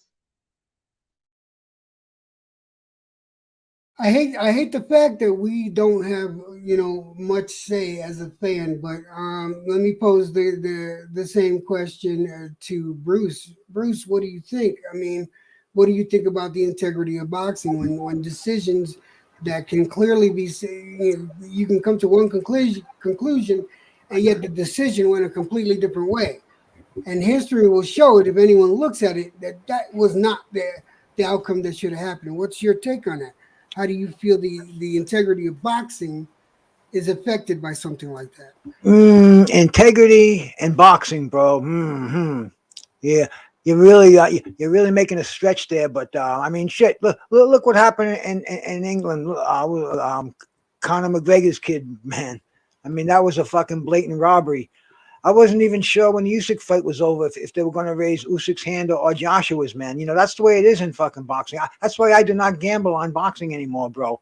The referees are crooked. The judges are crooked. It's all paid off shit. You know, they can get away with it on lower scale fights. On bigger fights, granted, it does happen. It gets scrutinized, and, you know, we're all over the internet with it. So, you know, they do have to be a little more careful. But yeah, for sure, there's no integrity in boxing, bro. I think it's as crooked as it's ever been right now, man, because there's so much money involved, and it just, you know, it just begs for corruption. And bro, who's policing boxing, man? what rats are watching the fucking rats, bro? You know, fucking boxing is what it is, man. Tainted. Yeah. Kodo, Jedi, what's your take on this? I know you. I think you felt similarly to me as far as that match goes, but it's not just about that match. I'm talking about Well, the state of I, the boxing integrity. yeah, there is no fucking integrity in boxing. This is why us fight fans are, the avid ones, the ones that, that are out here downloading videos and making lives and trying to keep the sport alive. The reason why we're doing this because it has no fucking integrity. If it had any integrity, we wouldn't be having arguments. We wouldn't have disagreements on shit where we're not supposed to have disagreements on, because then that would be taken care of, right? So I just feel the same way Bruce feels, bro. There's no fucking integrity, bro, none whatsoever. All right, my brother, and I wanted you for last, Mark, because this is something that I feel that you're going to give me some information here that I might find useful later. If you don't, that's fine too. But I really wanted to save this for last because my pen is almost out of ink anyway. So, Mark, on you. Right. So integrity in boxing today. I love this sport, but it's never had much integrity. The sport's been run by gangsters for years and years and years, and always has been, and always will be. And money is the most important thing. I mean, we can talk about that Berlanga one. We can talk about the 1947, right? We can talk about Jersey Joe Walcott versus Joe Louis, where pretty much every single writer thought that Joe Louis got dominated, dropped twice, and got a split decision win. And Joe Louis apologized to Jersey Joe Walcott because of the result. We've seen a similar thing happen over 70 years later with O'Hara Davis and Miguel Vasquez, where O'Hara Davis apologized to him. It's just always going to be there. And integrity in boxing is like asking for integrity with criminals. Well, some criminals have some form of integrity in their own twisted moral way, but you get what I mean. You're talking about people who are underground gambling for money and everything like that. You're talking about that type of stuff. So yeah, integrity in a sport where Bob Arum is seen as a good person by a lot of people, and like that kind of sums up a whole load of shit. Like you're looking for integrity in a sport where Don King was the front guy of the whole thing. It doesn't matter what area you go through, man. From Tex Rickard onwards, all the way through to all of these guys. You've got Uncle Al, thank you, Al Heyman. You've got Eddie Hearns. And there's no integrity anywhere. You have a whole load of businessmen all over the place. There's not much to say. There's no integrity in this sport. How about Rocky Marciano's decisions? Were they real, or you think they were maybe a little bit coerced? Well, there's a couple like Roland Lestarza and stuff like that. Bruce. Come on, Bruce. Bro. He's from New England, bro. Christ, my uncles were making a fortune on the brother. I only know of one Marciano fight that was in question. The rest, in my opinion, not that I seen it live, but I did watch some of them fights, and I think there was really only one in question. But that's the point I'm making, is that should we be complicit in the way things are, and like just let it slide? Because I don't think we should be, in my honest opinion. Look, I'm not trying to be an asshole or nothing, but what the fuck can I do about it, man? Like, genuinely, let it slide.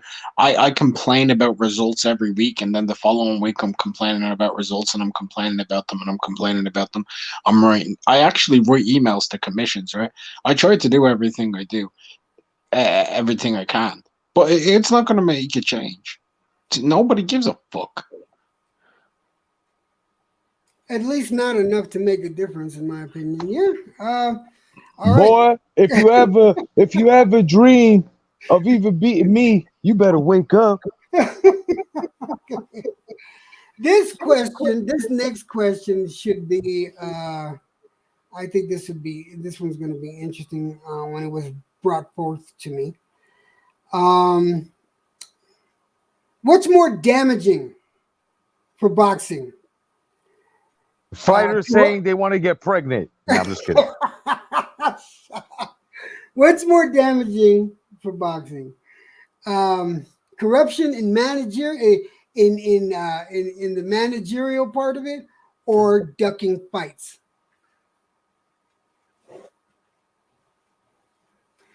Who wants to go first? I'm going to let you guys decide. Who wants I'll to go say first? it. Who said I'm that? gonna say it real simple. Both. Okay. OG, you first. Go ahead. I say it simply.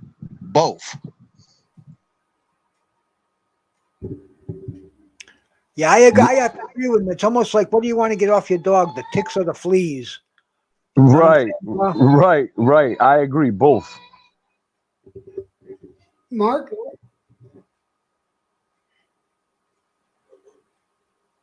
Am I muted? Sorry. No, Should I did I pose? I wonder if I posed the question correctly. I think I grasp what you were getting at. I think it's management / promotion is actually more damaging than fighters ducking fights, because I quite firmly don't believe most fighters actually duck fights. I believe that their management do, and their promoters do, and a lot of them, whether people like this or not, a lot of fighters, they are in contractual obligations. And a lot of fighters are looking to make their money in-house. Not on fighters, promoters are looking to do in-house work so that they can get the most money out of their contracts, because we have contractualized in-house fighting. Like Eddie Hearn's Matchroom is all on DAZN. And then you've Golden Boy on DAZN, but you've got Top Rank with ESPN, and you've got BBC with Showtime and Fox, and they're looking to get the most amount of money out of their contracts. Now, if they were to send their fighters elsewhere, they won't be making the same amount of money, and I do believe it comes down to that in many ways, whether it's BBC, whether it's Matchroom, whether it's Top Rank. Most fighters don't really have a say in where they go or what they do. They just have to kind of deal with it, and most of them are slaves. Long story short, as fucked up as that sounds. I can't disagree with that, not one bit. But I want to hear Kodo's take on this. What do you think? What's more damaging? Corrupt management or the fighters dodging fights. I say both.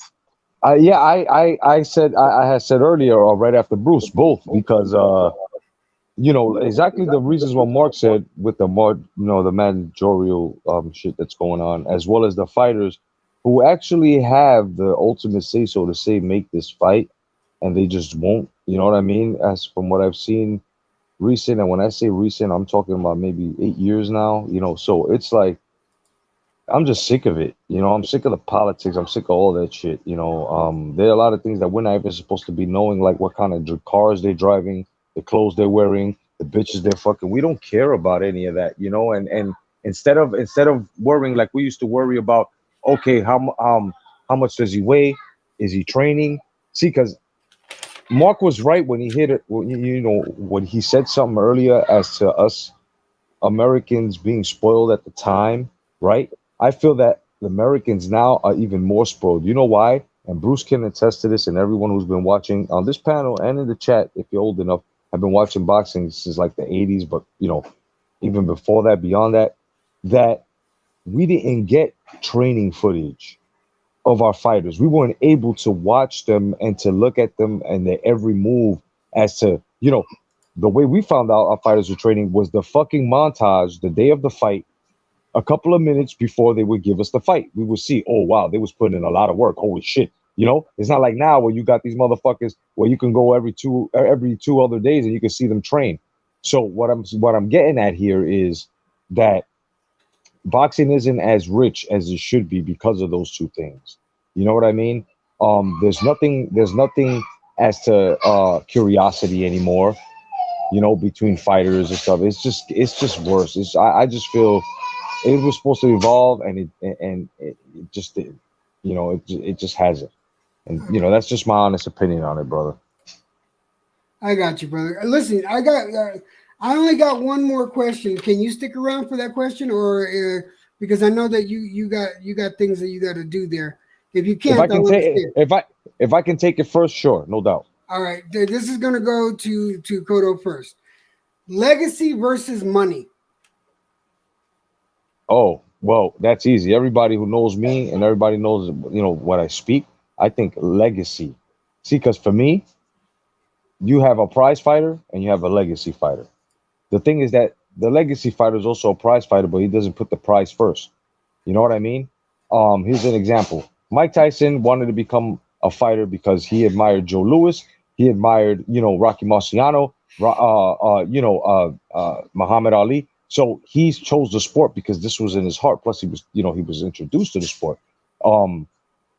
Nowadays guys are putting on gloves because they want Lamborghini. It's like rap. They think it's fucking hip hop boxing and shit. So, to me, I feel the legacy fighter, right, that goes out there and takes the low money in a title fight and then wins, and then the tables are turned where he calls the shots now. That's work ethic, right? And we don't see enough of that. There are some that are doing it. Look, we recently Usyk, right? You had a Loma doing it, right? You had Crawford or Pacquiao doing it, yeah, right? So this is where you had a GGG where they take a low money, no doubt, but when they fuck you up, the tables have turned.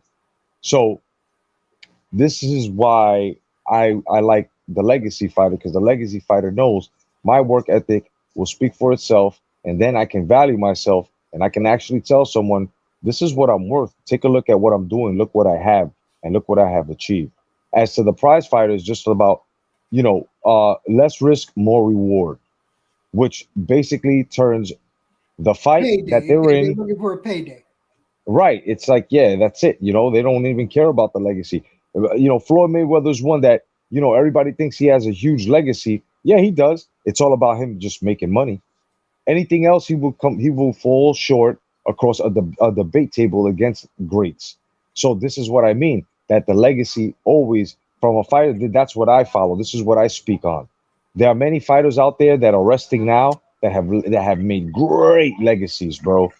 And the highest payday back then in Ali's was fucking what, $3-4 million. You know what I'm saying? And then it just went up to 10. And then and now they're getting like fucking 40 to 60 to 80. Like it's to a point. Mike Tyson made millions of dollars, bro, hundreds of millions of dollars that he was owed, but he left a legacy because he fought about 36 times a fucking night to get to where he was able to just fight 3 times a year, twice a year. That's when it comes. That's when it starts. Your schedule and your fighting becomes more concentrated because now you're in the big leagues.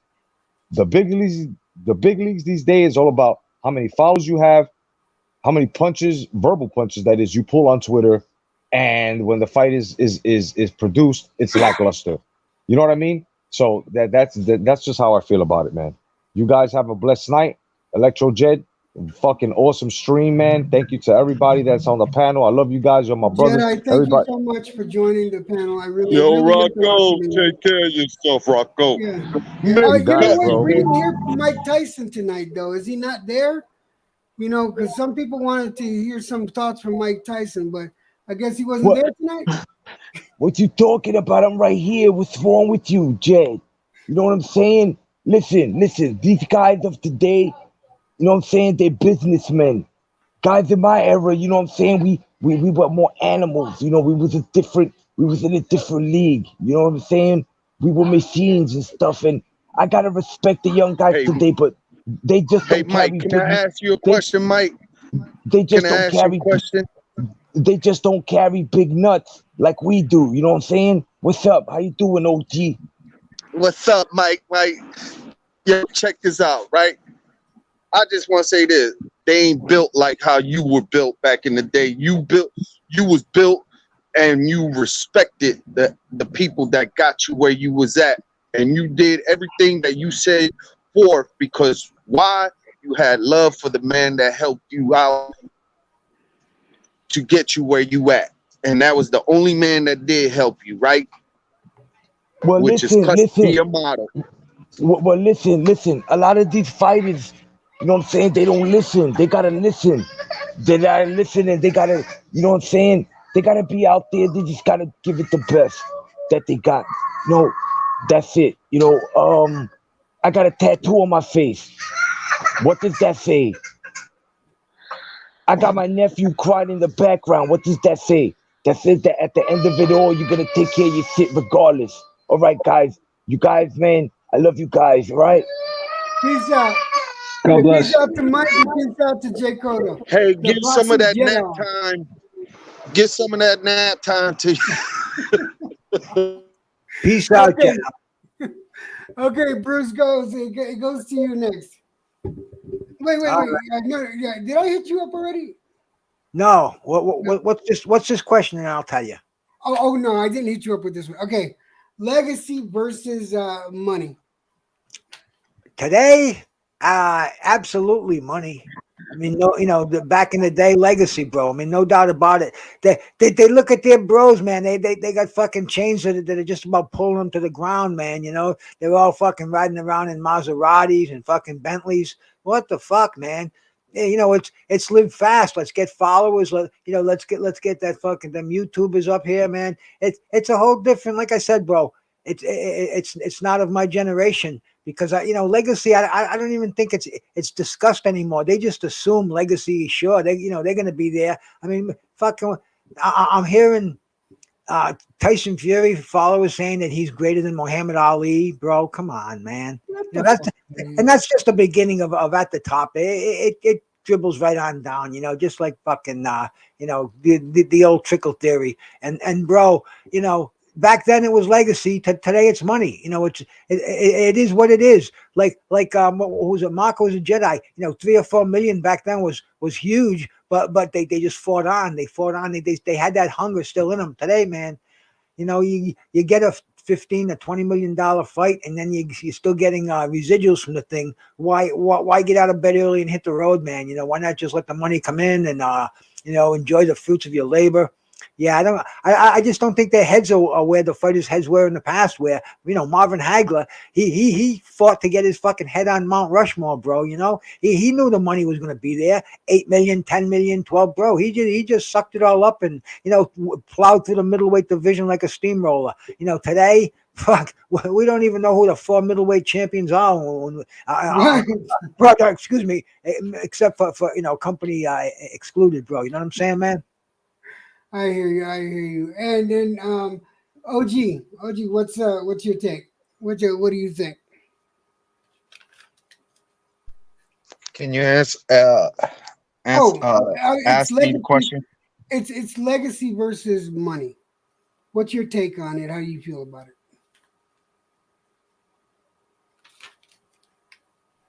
Well, see, today's fighter, thanks to Money May, or should I say Honey Bay, in the past fights, if you really look at legacy, if you accomplish the legacy portion, as in fight all the top fighters, put yourself on the map, continuously show your abilities and your skill to, like Mike Tyson used to say, decimate his opponents. That shows your skill. And as you continue on in your boxing, in your fighting, or should I say in your prize fighting, the accolades, the accomplishments will stack. Also, the currency will come. Why is it that Mike Tyson back in the 80s sold over 300 million? That was unheard of back then. Right? Right. No, yeah. You're Floyd absolutely. Mayweather started making in the billion, or should I don't know what the fuck it is, but he said billion, but whatever the fuck. That might have been a cumulative. Look at Manny Pacquiao. Man, okay, so would I choose legacy over currency? Well, the one that I will choose is Manny Pacquiao because he represented the legacy of it.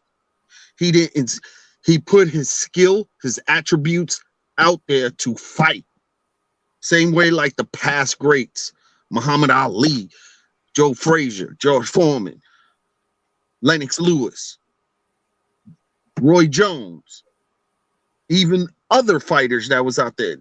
That, you know, why would you take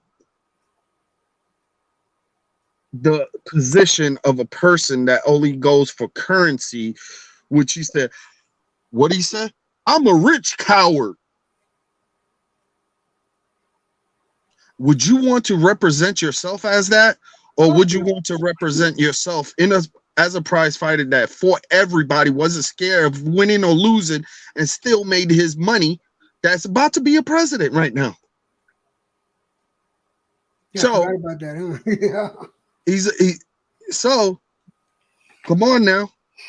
From my perspective, I choose the legacy over the finances, because the finances come, especially when you prove that you the best. All right, OG, I respect that and appreciate your comment. Mark, what's your impression? What's your take on legacy versus money? Yeah, it's just that simple. What's your take on it? And yeah, that's going to be the last question tonight, and you're going to close it out, Mark, and then we'll have some closing statements. Sure. Legacy and money, very simple, very easy to explain, very easy to break down. If you ever want to know why there's less all-time greats now, it's because it's money. You have more rich fighters now than you ever had. Lots of rich fighters. They don't have to do as much to get as much money. And because of that, you're not going to get as many all-time greats, because they don't have to go out and actually pave a career for themselves. But true all-time greats in any era will end up making the most amount of money. I mean, of the last 25, 30 years, let's just call a spade, the two wealthiest boxers have the greatest resumes. And that's Floyd and Manny. They're the two wealthiest. They've also got the best resumes of this century. And nobody can argue with that. Since the year 2000, nobody has better resumes than those two guys. They have the most money. They've grossed the most amount of money. They've done the most, because whether people like Floyd or they like Manny, both of them have very strong careers. And at the end of the day, the more people who watch you, the more people who know what you do, the more money you'll get. And how do you do that? By being great. Everybody wants to ascertain greatness. It's that simple. But if you want to make some money for yourself, you can make yourself some money. Everybody can. Do the Tank Davis way. Make $2 million a fight, $3 million a fight. 10, 15 years from now, yeah, some of your fans will probably say you were great. People like myself and Bruce will be like, oh yeah, he was entertaining, but like I can't even start talking about him pound for pound conversations with dudes like Sugar Ray Leonard and stuff like that. Oh, by the way, Sugar Ray Leonard made way more money than you too. So there you go. It kind of goes down.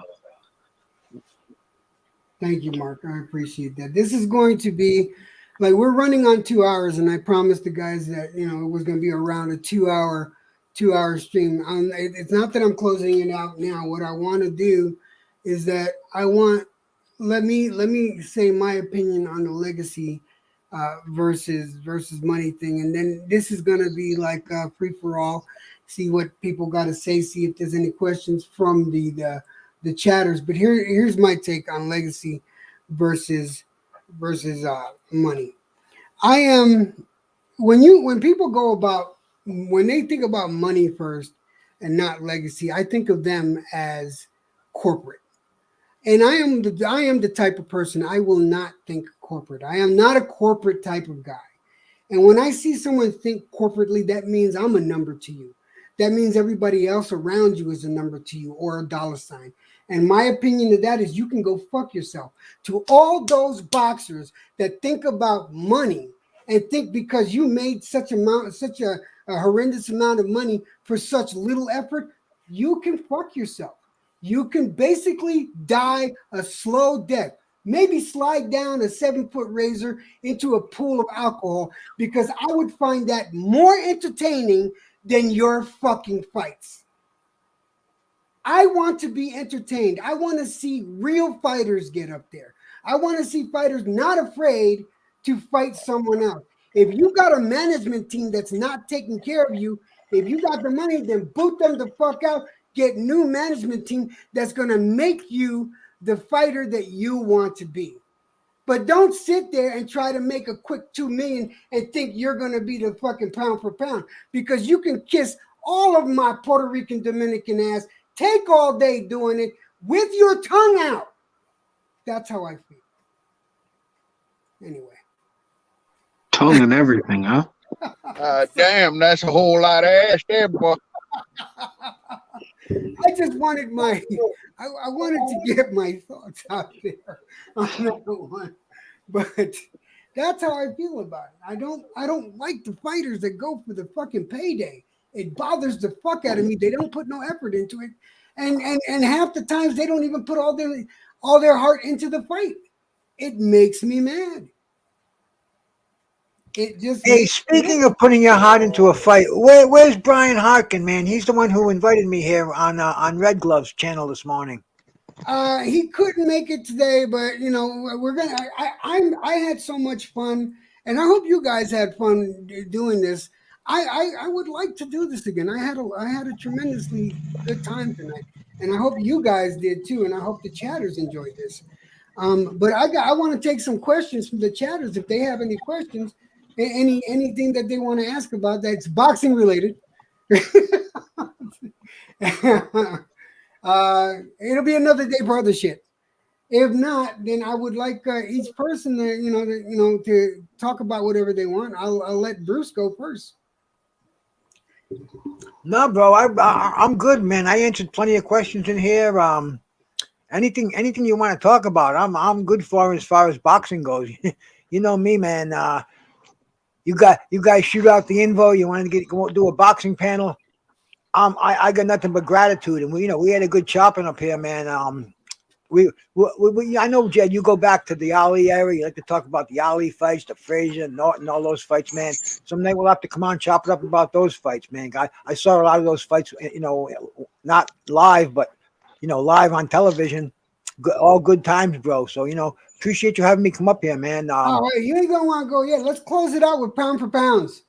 Oh man, I don't do pound for pound. Oh, come on, let's close it out with pound for pound. You got at least one in there, man. Oh you don't man, have to do a top 10. Do your top pound for pound. You're one pound for pound. My one top pound for pound in all of boxing, like the guy who would be the number one in boxing, to me, Sugar Ray Robinson, man. That's a good one. That's a good one. What about you, Mark? What's your pound for pound? I don't care how many you go. What's your pound for pound? Of all time or now? No, of all time. Fuck now. Sorry. I'm sorry, brother.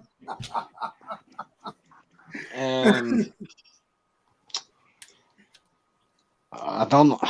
The thing is, I don't really like revealing it because I've been planning to do my own big list, and if I were to just give it away now, don't give a big list. He just gave one. You just give one. He put me on the spot, but see, Mark is definitely he's a special boxing mind, and your choice is an event. So, bro, you're not getting it for nothing. You know what they say? It's kind of like when Frazier used to put the hands down to Ali. Come on, motherfucker, come on. Oh no, look, no. I got Langford number one all time. I've got Harry Greb number 2. 3 I've got Ray Robinson. 4 I've got Henry Armstrong. 5 I've got Tony Canzoneri. 6 I've got Archie Moore. 7 I've got Ezzard Charles. 8 I've got Jack Britton. 9 I've got Benny Leonard. 10 I've got Muhammad Ali, and so on and so forth. Wow. You just gave the top 10 away. I don't even have to watch the show now, bro. No, you better go watch the show. You better not stick. You better go watch that show. OG, what's your whatever you want to go as far as you want to go. What's your pound for pound, buddy? In no numerical order. Oh, I can say this. I'm going about the people that I've seen. I'm not too much of historian per se, but I've been around for a long time, hopefully, and I want to be around a little bit longer. Right. But from the people that I seen, I put No, Muhammad that's not the Ali. question, bro. It's your top boxer of all time, top pound for pound. That's they put me on the spot. You're not gonna get away that easy because I could rap off my 10 favorite fights too, bro. Okay, Your well then top shit. boxer. Then I'm gonna put Ezra Charles. How about that? Wow, that's Can't a argue, name I bro. haven't heard. That's a great choice. That's That's a a great. fucking name I haven't heard in forever. Oh, I said it shit. a minute ago. You don't go on God damn YouTube it. much, then, do you? I literally said it in my I list. did see. I didn't see one time when I got to meet Customato and my trainer in church gym.